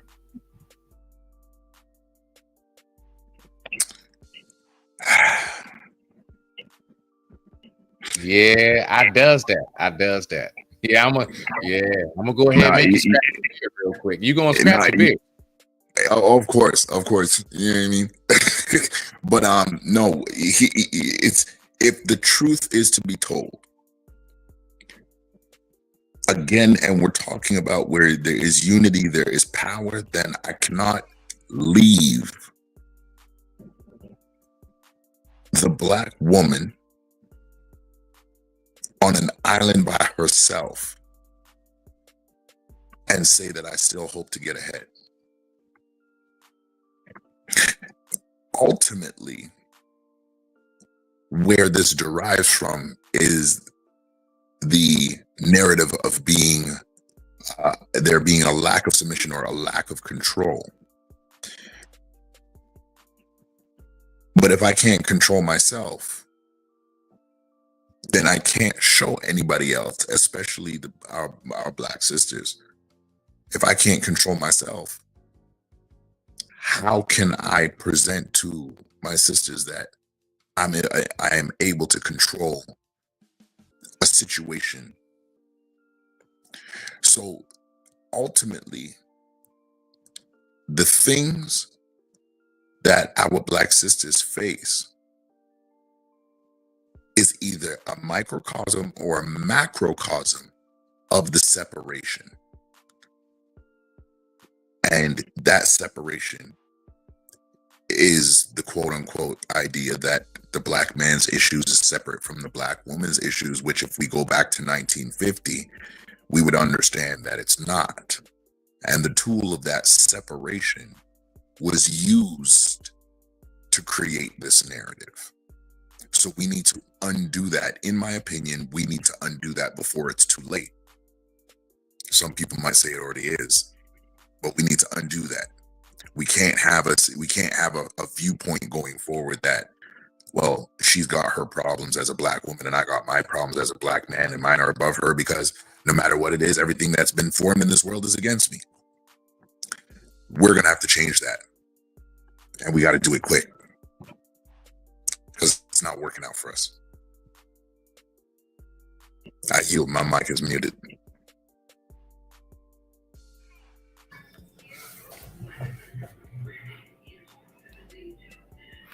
I spent enough time in a home with black women. I was raised by a black woman. I know that there is no way in the world that I, as a black man, can have a safe, secure home and not have my black woman's concerns be taken care of the same way as mine. I am smart enough to know that the woman in the house sets the mood for the house. The woman in the house is the energy for the home. So if she's not taken care of, me being taken care of don't mean shit for real. Cool. We can call it whatever. We can call it whatever internet hot button term you want to call it. You can call it simping or whatever. I really don't care. It for my household And for the years that I've maintained my household, I am telling you from the experience that I have had being with a Black woman that when she is good, the house is good. Because I'm always going to be straight. No matter what, I'm always going to be straight. And I've been in many different phases in my life, from down bad all the way to making things happen. I've been in many of those different phases. And in each one of those phases, I'm going to be good. So if I am not taking concern of what she got going on, that means the kids running through here not going to be good. The care, the love that's supposed to be in this house ain't going to be here. All of it. All of that shit is going to be out the window.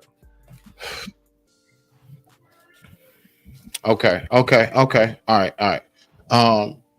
Boom. All right, back. So I like that right there. So, and yes, I was able to hear you guys. My bad for that. Like anytime making adjustments, I don't know. I got to get a new outlet because I think I got too many, you know what I'm saying, electrical plugs in one surge, and it just be messing up on me. So I'm going to go ahead and fix it. Like, within like the next day or so. We're not going to have that. All right. So this is my last question for us as we wind it down. So when it comes to this right here, I want to know something about us as men. You know, I hear a lot about we always gotta go heal. You're hurt. Now I'm gonna speak on this, and I want us to speak on this as men. I notice how society will tell us you're not supposed to feel nothing. You're just supposed to get over it. I'm talking about losing your job, going through a divorce, a breakup of years, whatever it is. Don't you dare show any emotion. And what I notice is that we are told in society as men, you better not really show that you care about losing that woman, losing that job, right? Not seeing your kids as much, whatever it may be. The fact is we're not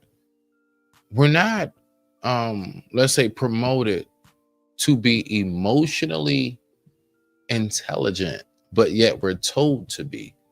We're told you need to be more emotionally intelligent, as in i.e.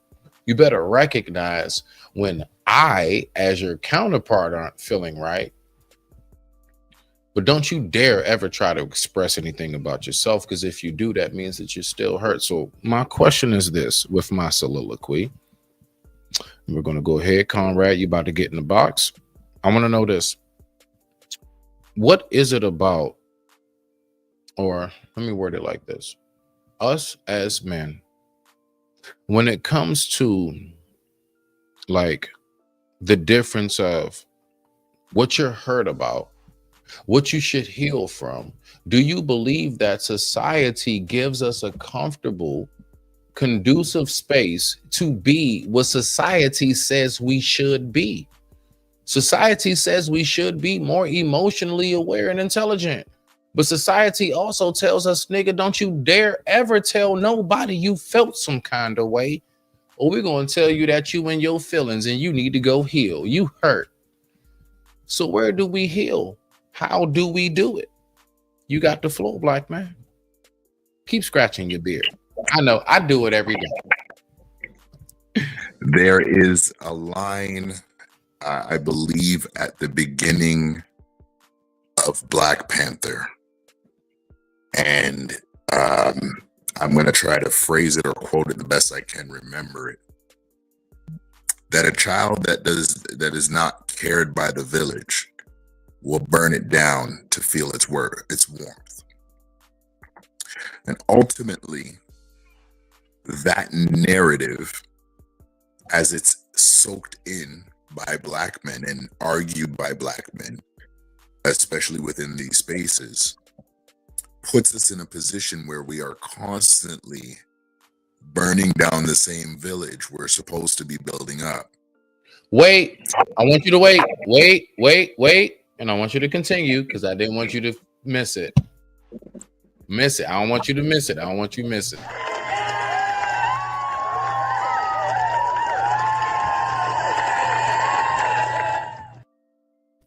Continue, black man. Continue. You up next, Watts. And so with that, my answer to that is every man, especially black men, have to go the road less traveled. And what do I mean when I say that? I simply mean this. You will have to show others that your feelings and your emotional balance matters to the well-being of the community that you are systematically and intrinsically told to help build, which means there must be seen of you a time not of withdrawal from everybody per se, but a time of seclusion and that time of seclusion is that time to open up. But then the re-entry of one is to say, I secluded because the thing is we're being told to be stoic, be unwavering, be balanced, but yet be strong as a wall, because the wall doesn't bleed. Well, the wall doesn't bleed, but it gets cracked and it needs to be patched. And in certain cases, parts of the wall need to be replaced. And so we've got to understand, for any man specifically, and as this conversation is leading, the black man must take time to first deal inwardly with the thoughts of his own emotions, and even come to the place where he asks himself, have I acknowledged how I feel? When I lost my daughter in 2022, I also lost my job that same year. And it crushed me to the degree where I didn't know what I was more mad and sad about. The fact that I lost my daughter, or the fact that I lost my job.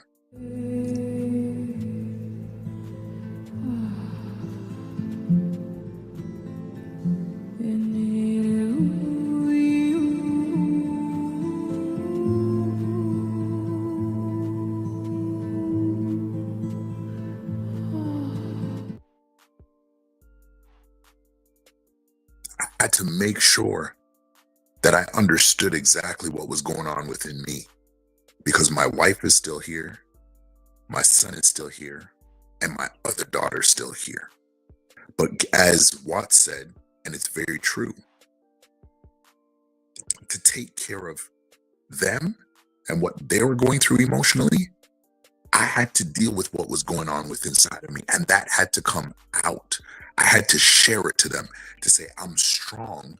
I'm trying to be stronger than I even feel, but I'm messed up inside. And so I'm not healing in spite of you, but I am healing with you. And there's going to be days where your healing may come before mine, but I'm going to get inspiration to continue to heal because you're healing.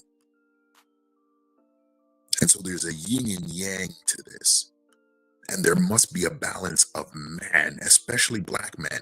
We must, however we can, carve out that space to heal. I yield.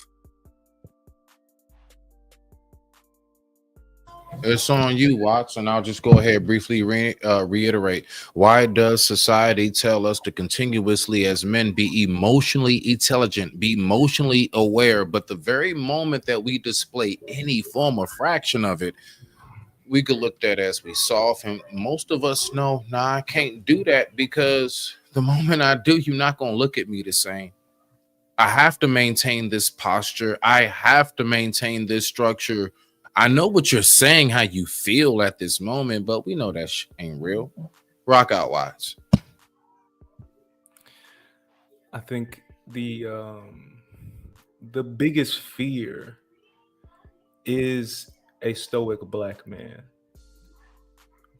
The black man that can hold his shit together at all times and not be rattled and have anything happen to him that would throw him off of his square. That feels like you feel that. It's like a real recognized real type of thing. Like you can feel that. And that makes people uncomfortable.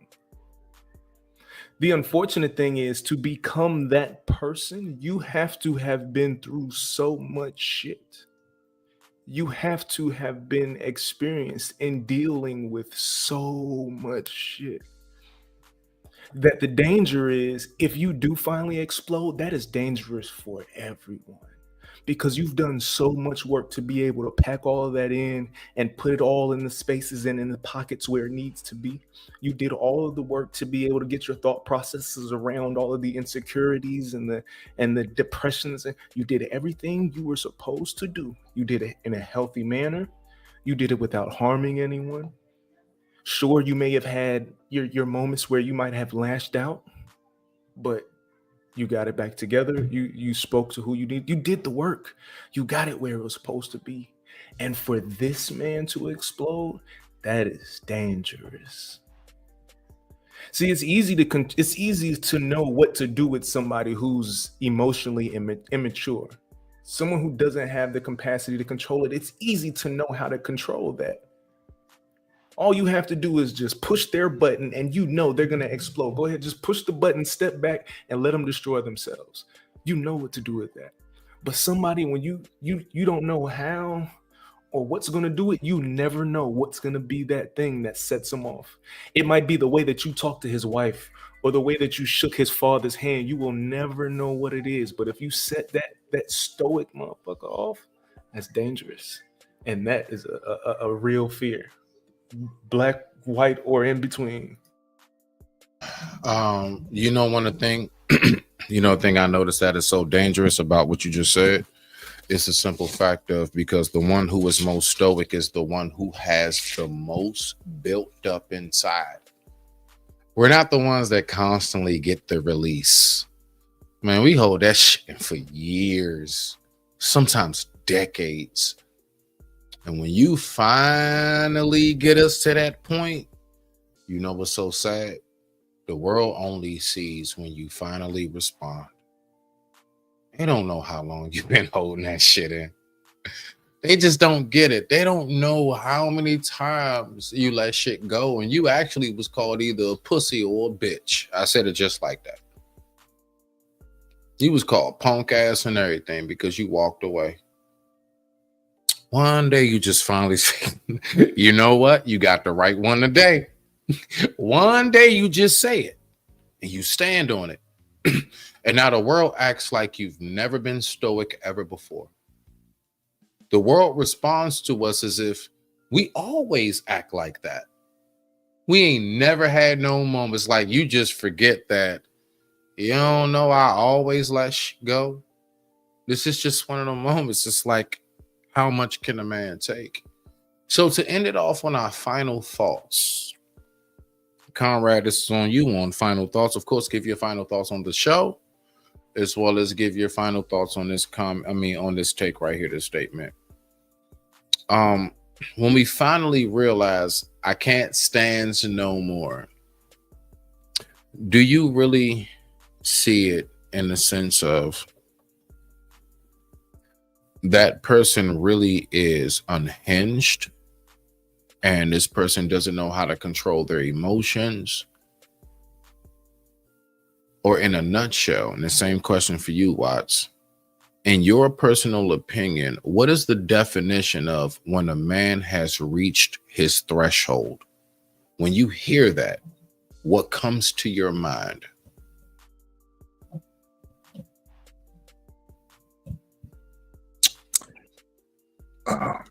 What comes to my mind is, even in them, I can't stand no more.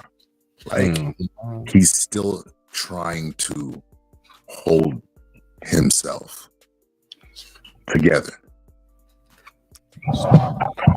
That is what comes to mind. I've lived it and seen it. I've even seen it specifically for myself, where I'm slipping. The volcano's bubbling up, and yeah, there's lava seeping down the sides, and I'm okay with that. But now there's a crack in the middle, and I am physically, mentally, emotionally, spiritually trying to hold that in, because the ferocity and as Watts alluded to, the danger behind this is so catastrophic that I know what it feels like. You only know what it looks like. And that is scary. I know what it feels like. You only know what it looks like. That is a scary place for a man to have to be in that position where you're still trying to save those around you, even though you are breaking down. Like your last wall of defense has been broken. The last wall of stoicism has been broken. Is it possible this story is true? Yes, it is. You're right. It's fact. That is scary.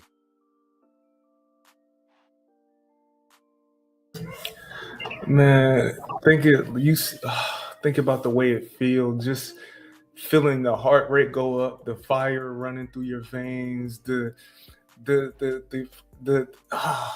bruh, it. the confusion. Listen, that like perfect blend of confusion mixed with pain. You trying to figure out what's going on while hurting. It's like your body is in pain, but you can't figure out, is it the elbow, the knee, is it the arm, is it my side? But I know I'm hurting like shit, and you don't know what to tell the doctor. Shit. They don't get what we go through, man. Rock out. I don't know what to do. See, my problem, I don't know what to do with my hands. When those things happen, I don't know what to do with my hands. I always feel it in my hands. It's just fire running through my fucking I body. would say for the audience, I would say keep them to yourself. That helps us. Oh, very valid. Very valid. I would definitely recommend that as well. But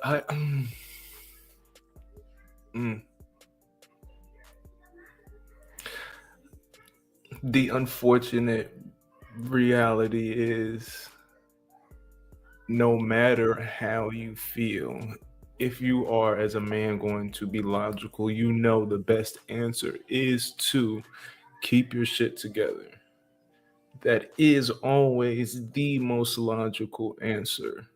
And because that typically bodes to be the truth, we as men hold each other sometimes to all right, homie, figure it out. I love you, but all right, big dog, what's next? Figure it out. You know what I'm saying? And there is a healthy line that could be remeasured. You know, we probably could remeasure what a healthy line is in helping our brothers. I think we probably, like I said, that bravado thing. It's like, if I'm that nigga, then you should be that nigga too. Well, I'm gonna help you. Like it's that thought process that you should already be together the same way I am. I think having some of these qualities that we're talking about having, like emotional intelligence, sometimes you expect those things in other people, and they just might not be at the level you at yet. You know what I'm saying? Sometimes we expect people to be able to perform in public the same way that we do, and that affects the relationship that we have with them. So now we're taking away the opportunity for this person to see what a stoic man looks like. So now we're taking away an opportunity for someone else to develop this, because we're starting to pull away. Because again, logically, it says like, all right, every time I go out with you, something happens. So I'm going to just decide not to go out with you. And it does open up a cycle for people like this to continue doing what they're doing rather than learning from someone else versus the mistakes they're making. I like that. Bye. There we go. All right. So I really do appreciate that, fellas. I really do appreciate that, because you know the main thing that I've always wanted to make sure I tap in on, and I'll go ahead and give my last hand of pieces on it. Men are stifled. You know, something I hear a lot about, you know, there is a lot of complaints about how angry men are in these spaces. And I do agree with it. I can't front. I notice it. But you know what I go deeper into? Why? Why are these men so angry? No one ever wants to ask that question. What I've noticed is it's not important enough to ask. No one cares what you've been through, black man. Unfortunately, we are continuously told you need to be more emotionally intelligent and aware. Yo, I'm still backed up and stifled beyond my own feelings and emotions. And you want me to feel for you. You want me to have some sympathy and everything for what you going through in your life circumstances. And here it is, the very moment that I even begin to express myself, I'm looked at as weak as fuck. Instead of just like that, excuse my language. I don't speak French, I speak English. Excuse it real quick. But like we just having this moment as men, grown ass men. We can't speak our minds. We are continuously told you better be able to know how to do. You know what? Now I can't even be with a man that would be so embarrassing, and a man that would actually express himself. Yo, I shit you not, bruh. We have really gotten to the point where you are supposed to be looked at as strong for not displaying strength. Oh, shit. Wait a minute. What did that man just say? Oh, what did he just say? I repeat it. You are supposed to remain strong while simultaneously do not display strength. Your strength, if I speak and I elevate my voice and I'm like, this shit ain't right, he's emotional. Yeah, I'm glad that you're able to recognize that I'm someone who's able to tap into their higher frequencies and temples. You telling me I'm supposed to be emotionally aware, but you're telling me that every time I show I feel, I get shitted on for feeling. It's ass backwards. Everybody, I want to make sure that we welcome the also wisdomatic Majewski all day in the paint. You already know what it is. Everybody give it up. Everybody give it up for my brother, Bolo TV.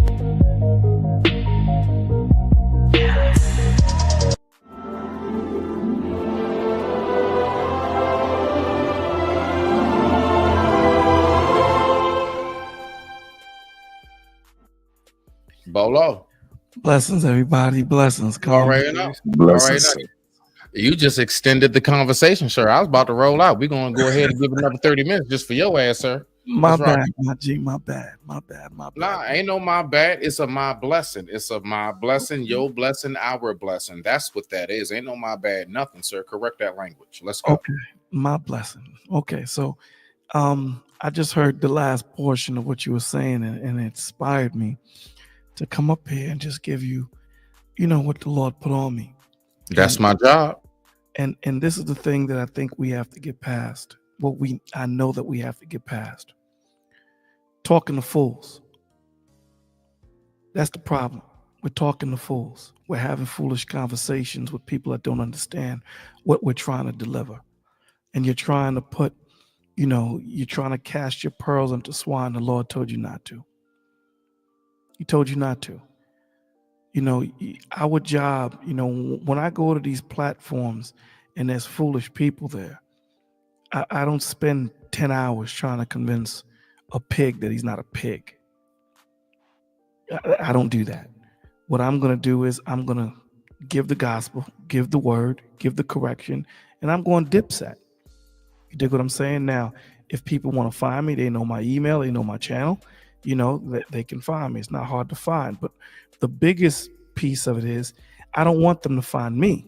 I point them towards the creator. Because again, you don't have to find both, because here's the point. People are always going to find something wrong with the messenger opposed to looking and talking about the message. And the problem is what frustrates us What gets us pissed off, like what you're saying, Smitty, is you have so many foolish conversations. So then when you want to have the conversation, you're unable to know. You know, as teachers, and this is going to be kind of crazy to say, but I'm going to say it. You have to know who to pour into. It just is what it is. You know, I've had conversations where people say, would you protect these women or whatever? Listen, my answer to it is I can't protect nothing I don't have authority over. God don't protect you if he doesn't have authority over you. He tells you want to go out into the street, God, go. My door's still open, but if you want to go out there, see how it is out there in the cold, opposed to out here under the feathers in the protection of the Lord. So the problem is we're trying to tell foolish people, and this is what we have to understand. There are some people that are created to go. Everyone's not going to make it. We just have to understand that. So, you know, we do our best to give the word to the people. We give our best to give common sense to the people because we love them, right? That's the same way the Lord did it with us, right? But here's the thing. One man planteth, another man watereth, but it's God that gives the increase. We have to realize that I'm not the one that saves you. And we get so caught up in delivering the message that I'm trying to talk to Conrad for 12 hours straight, thinking that he's going to get it when the Lord said, no, Bolo, you're just here to plant. Watts is here to water, and I'm going to give the increase. He's not going to get it today. So we have to understand that. We have to understand that I'm not the end all be all. I give you the message. I study as well as I can so that I'm pinpoint, concise, and precise with the message that I'm giving you. So that when the next man comes to water, he's watering on fertile ground, right? Because he's building on top of what I put into you. And then the Lord's going to give the increase. So why do I validate my, listen, let me say this to you, man. I remember I was on a platform. I don't know if you were there, and we were talking about marriage. And I had a dude, long story short, call me a simp.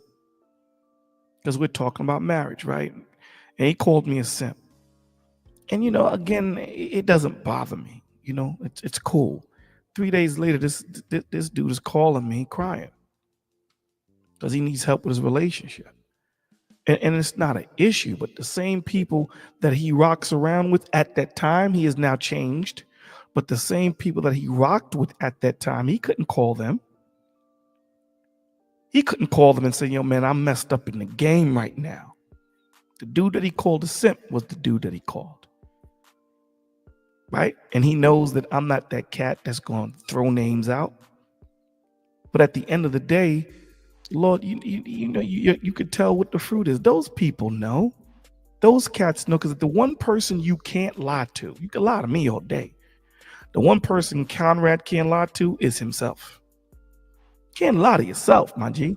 You know when you a punk. You know when you ain't got no backbone. You can come out here and punch walls all you want. You know what I'm saying, Watts? You can you can act all thugged out with me all you want, my G. But at the end of the day, when you go home, you got to live with yourself authentically. You got to live with you. So these cats know who to go to when they want understanding, when they want support, when they want to build, when they want to really get that that conversation that's going to build up their spirit. They know where to go. They know where to go. And this is the problem.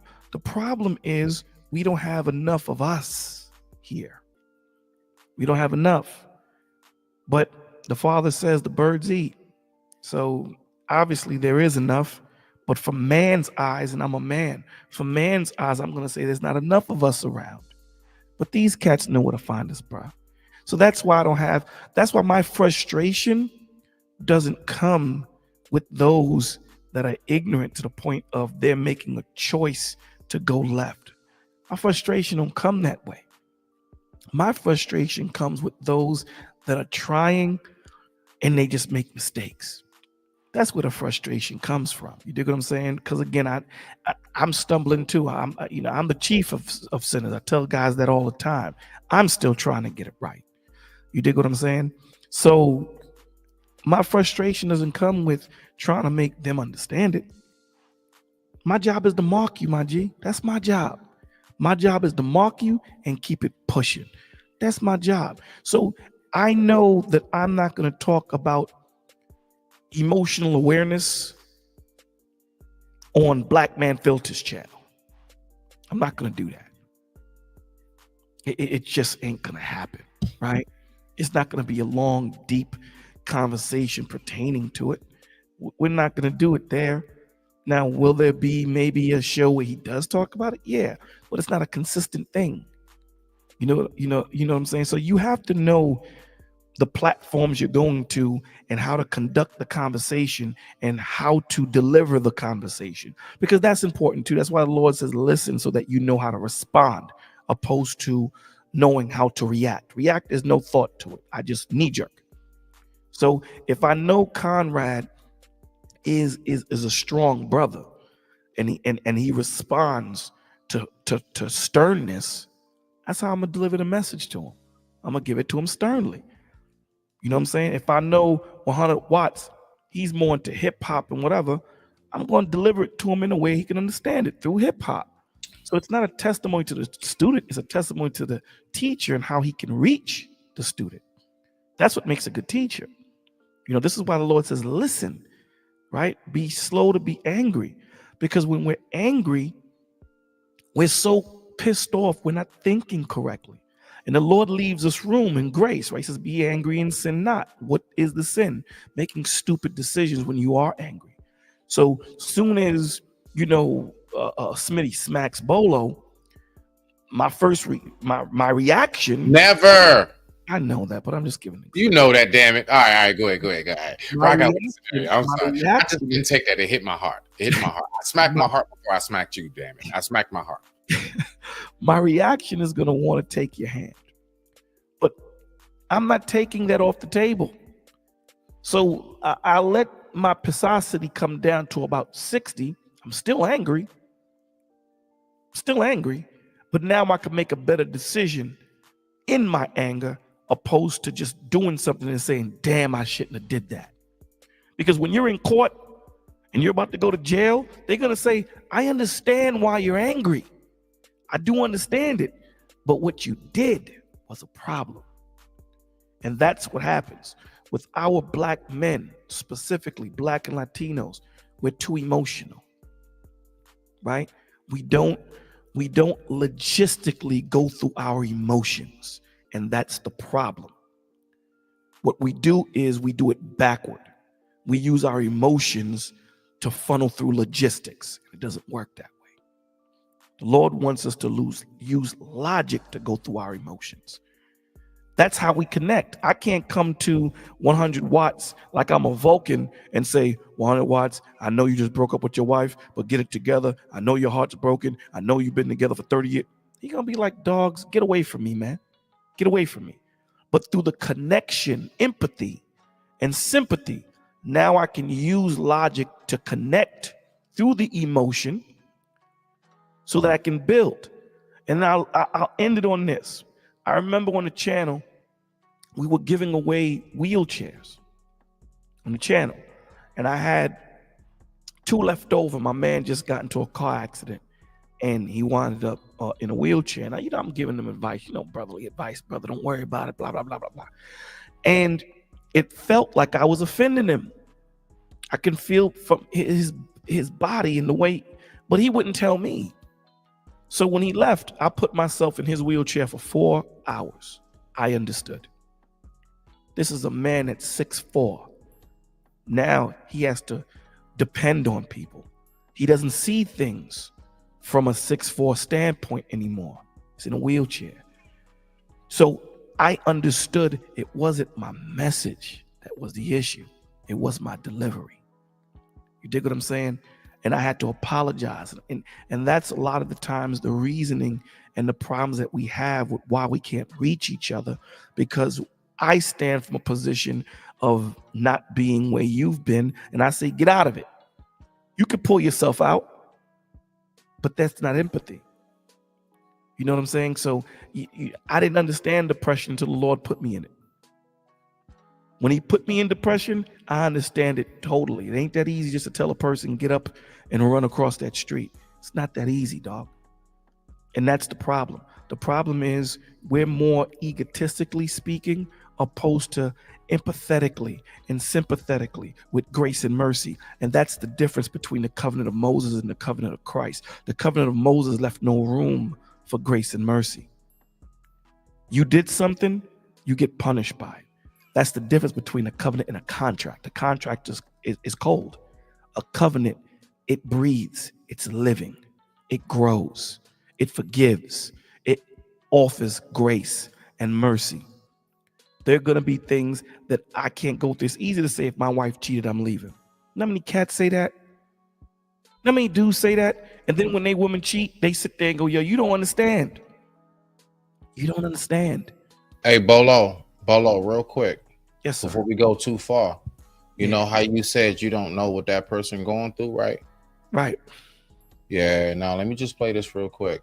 And then after that, please, Brother Bolo, before we get out of here, I want to open the floor to everybody else because I know the brothers want to respond on what you said. But when you said that, oh yeah, it tweaks quick. Listen to this, which we all know. Let's go. The man in this picture doesn't know that there is a snake underneath. The woman doesn't know that there is a stone crushing the man. The woman thinks, I am going to fall and I can't climb because the snake is going to bite me. Why can't he use a little more strength and pull me up? The man thinks, I am in so much pain, yet I'm still pulling you as much as I can. Why doesn't she try and climb a little harder? The moral is, you can never see the pressure the other person is under, and the other person can't see the pain you're in. This is life. Whether it's with work, family, feelings, or friends, we should try to understand each other a little more. Try to see the situation from the other person's point of view. Put yourself in their shoes. Learn to think differently. A little kindness and patience goes a long way. Everyone we meet is fighting their own battle. Some you will never hear about. You may wish other people would be more understanding and compassionate and helpful to you. So be all those things for other people. Be kind to each other. Sounded like to me you were saying just be like Christ. That's what it sounded to me. That's what it sounds like. You know, being selfless opposed to being selfish. Mashallah to the Messiah. Mashallah to the Messiah. Yes. You know, here it is a dude that's getting whipped, beat, knowing this. From the age of 12, he knew every second of his life, dog. Why you think his hair was gray? Why do you think he sweat blood? The age of 12, my G. Mm-hmm. The age of 12. Don't even think that, and put that to the side. To have the power of the universe to just zap a dude. He didn't do that. Because I know if I had his power, ain't nobody putting a finger on me. This is what makes him great. And me a filthy rag. Because not only did he get beat on his backside, he got beat on his front. And still said, forgive them for they know not what they do. So when we can stop thinking about ourselves and start thinking about each other, that's when that peace comes, and that's when that understanding comes. But as long as we continue, you know, being Daffy Duck, mine, it's always going to be selfish. It's always going to be, I'm trying to prove my point while you're trying to prove your point, and we're missing the whole point of the conversation. And that's the reason why, you know, if I go to a platform that talks madness, I'm there shortly, and then I dip set. You know what I'm saying? And I don't, you know, there are times when I do, but it's not that frequent. So we have to be situationally aware of who we're talking to and pace ourselves. Because you can get burnt out, dog. We can get burnt out doing what we do. They don't get it. And with that one right there, fellas, the floor is open. Before we, y'all definitely, I want to hear what y'all got to say in response to what Brother Bolo said. We roll out the red carpet for our own always. Bolo, this is for you and all of us up here as the Black Kings. Let's rock out.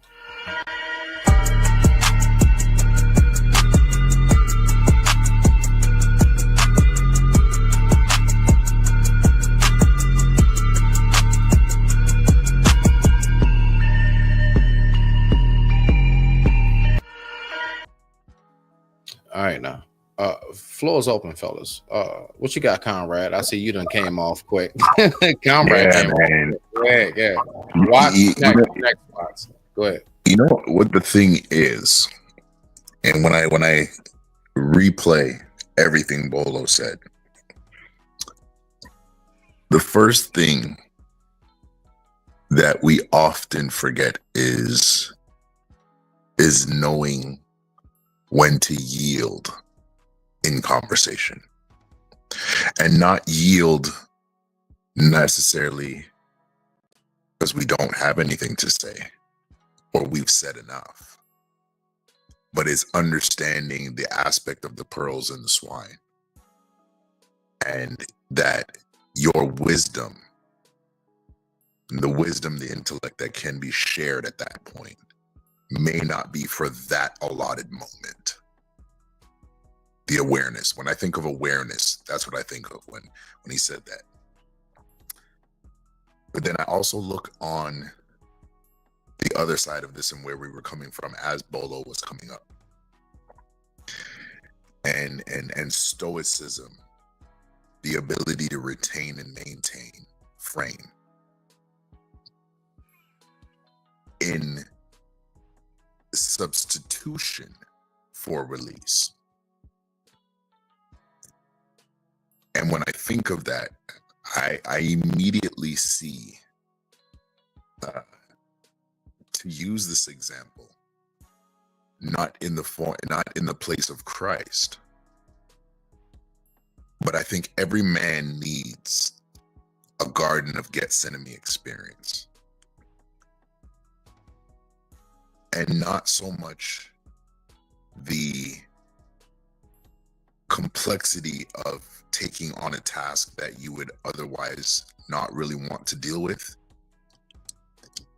but a time, space, and moment that can be constructed for you to release and still remain intact.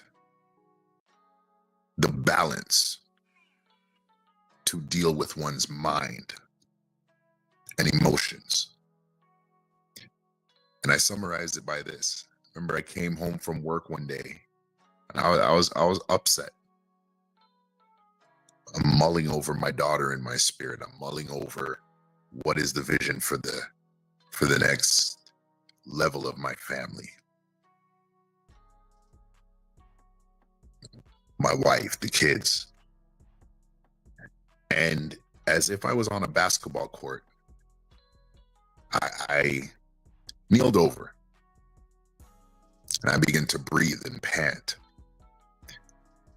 And as I was breathing, my wife asked me if I was okay, and I said, no, I'm not okay. And tears began to run down my eyes. She said, what's wrong? And I said, I'm in a fight with greatness.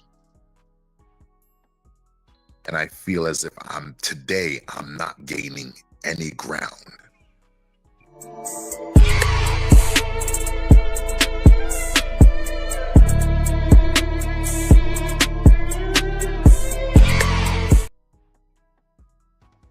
For everything that has been held by stoicism and that wall, in this moment, I yield stoicism to constructively release thought to you about the awareness of my current situation.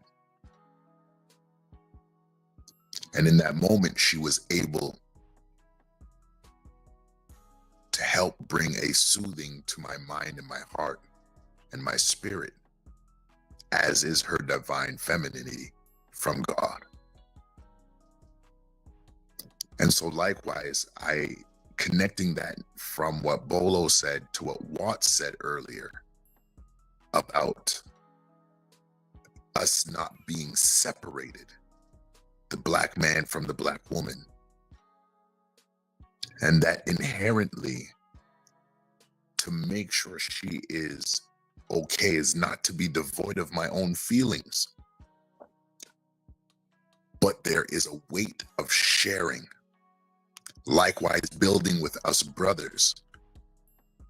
As Bolo said, we have to have an understanding and an awareness for what is inside of us to be not just shared, but to be properly put to use by the receiver. And that comes within a weight of itself. Sometimes it's taxing, but other times it's prevention. I land my plane there. Let's get it. This that go and get it. With no hesitation. This that never quit. Start that elevation. This that process. This that in the making. This that started from the bottom. This that motivation. Boy. Go ahead, Watts. It's on you. Hey, Watts. Between Conrad. Yeah, you ending it off. You gonna end it off. We going to the theme song after this, bro. Between Conrad and Bolo, both of y'all so eloquently spoke on two different journeys to be able to get to a level of control and things of that sort. But boy, I know that come with so many nights of flipping tables and cussing a motherfucker out. It comes with so many nights of fucking it up. Because I hate you coward ass niggas. You a punk ass nigga. And I'm telling you, and it's so fucked up because the unfortunate reality is because we don't get 3 strikes at the plate. Because we don't get 3 strikes, unfortunately, you got one time to fuck it up for your whole life to be gone. That's all it takes. One time to be caught in the wrong place with the wrong person doing the wrong thing because you were emotional. Horrible. I remember when my brother passed. Shot 18. Crazy. Baby brother. That feeling of not feeling like I did what I was supposed to protect my brother. That feeling of somebody took the baby from my mother.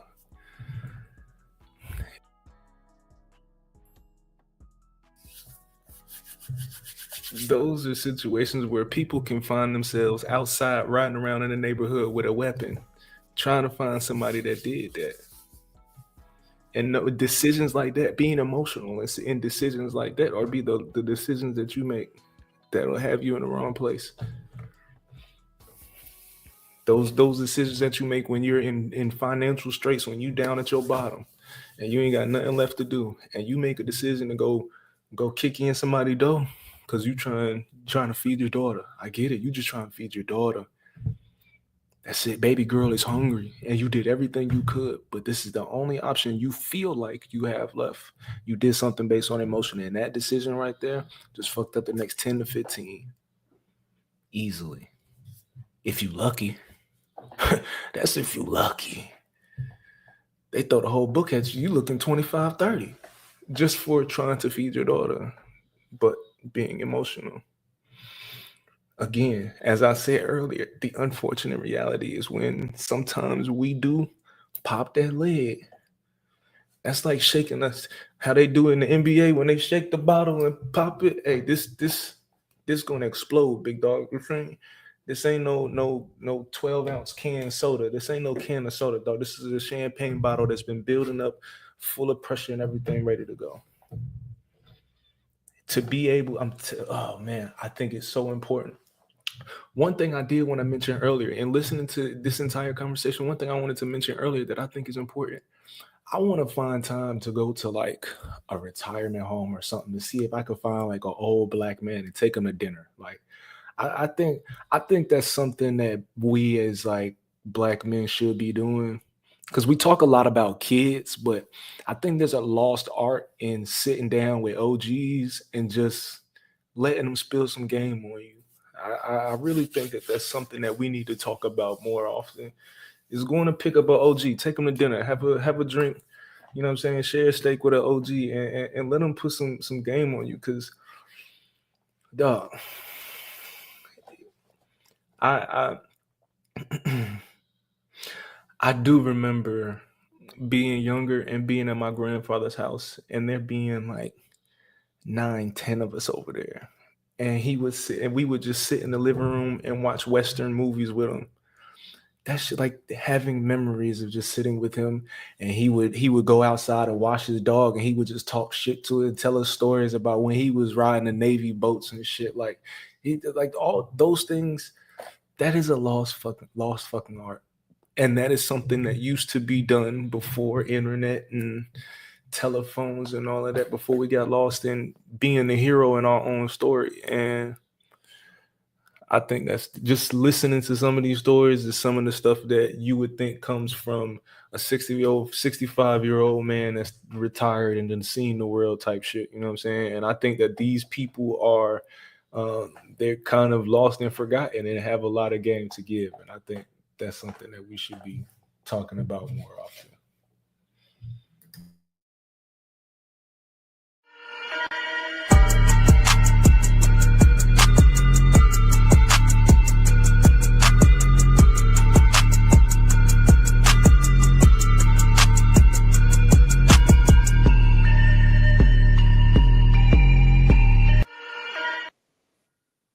Right. So I'm just going to say this honestly. I just want to say this before I get to it. Yeah, we're getting ready to end it off because I like to do my show where I'm talking about from beginning to the very last second. You are entertained. You feel like you are being educated. You are somebody who feels welcomed. I just want to say I'm proud of you, black man. My sisters who came up earlier, Lolo, Sunkiss, I'm proud of you, my sisters. I am proud of you. I don't know what that's worth to you, but I just want to let you know I'm proud of you. I want us to keep up the good work. I want us to maintain what it is that we are in position of. And this is really all it takes. It don't take too much. We be thinking it's something so deep and so huge it has to be. No. All we have to do is just show a united front. And even on such as, let's say, a minuscule platform as this, and I say that in the sense of when we're talking about worldwide type, that's all I'm saying. That's all I'm saying. Like, let's just be for real with it, right? So much happens here. So much can happen here. Okay. All right. So with that being said, you know I love us. I digress. My mic is muted. I want y'all to always remember, if you ever pay attention, I don't never just play songs for no reason. I play songs with actual lyrics that actually resemble who it is that I am. I actually play music to get you a better feel of who Smitty is. Let's rock out. Back in this bitch, yeah. Feel like I'm bagging a brick. Was locked for 2 years, my nigga. I swear I feel good just to be back in the mix. Yeah, nigga, I'm happy as shit. Glory to God, I ain't have to exist. There's always a reason, my nigga. Keep doing what you doing and taking them risks. Yeah, every nigga that I run with is solid. Get caught, they taking they lick. You don't feel safe making that drop, so nigga, you bringing the blick. If you gotta die just to survive, then you should be calling it quits. I know you trying to get back on your feet, my nigga. It's hard as a bitch. Yeah, nigga. I made a choice to get money, and bitches I used to fuck told me I'm starting to act funny. I put it up for them rainy days, so you know a nigga popping out when it's sunny. I made it to the 10th grade, but I dropped out cause them schools wasn't for me. Yeah, nigga, I had to channel my vision, no suit and tie, but I handled my business. My daughter cried when they gave me my sentence. They set me down, was away for a minute. Demon time, had to pray for forgiveness. And for the record, they should put me in Guinness. Took a while just to get me 100. You should know how long it took me to get it. You was round, nigga, you was a witness. Yeah, you was addicted. I was serving, nigga, you was an addict. We're trying to turn a G-Shock to a Paddock. It's shocking to me that you say you want static. My niggas known to turn beef to a patty. So if it's wall, I'ma roll me a fatty. My goon's ready, I'ma send him your addy. Yeah, nigga, I got the shit in the headlock. If you fucking with the feds, then it's all put your head along with your dreadlock. Don't care if we cool, if you rat on the crew, then you just as good as a dead out. Nigga got hit with the 30, yeah, they did him dirty, he gone, he bled out. Yeah. What's up, Keem, nigga? We back in this bitch. Let's go. Back in this bitch, I'm about to black on this shit. Shout out my nigga, he back on the bricks and we suited and booted, no slacking this shit. Yeah, I was the one that turned nothing from something. I used to trap with them nicks, cutting up coke and running them fix. Lying hard, I ain't running from shit.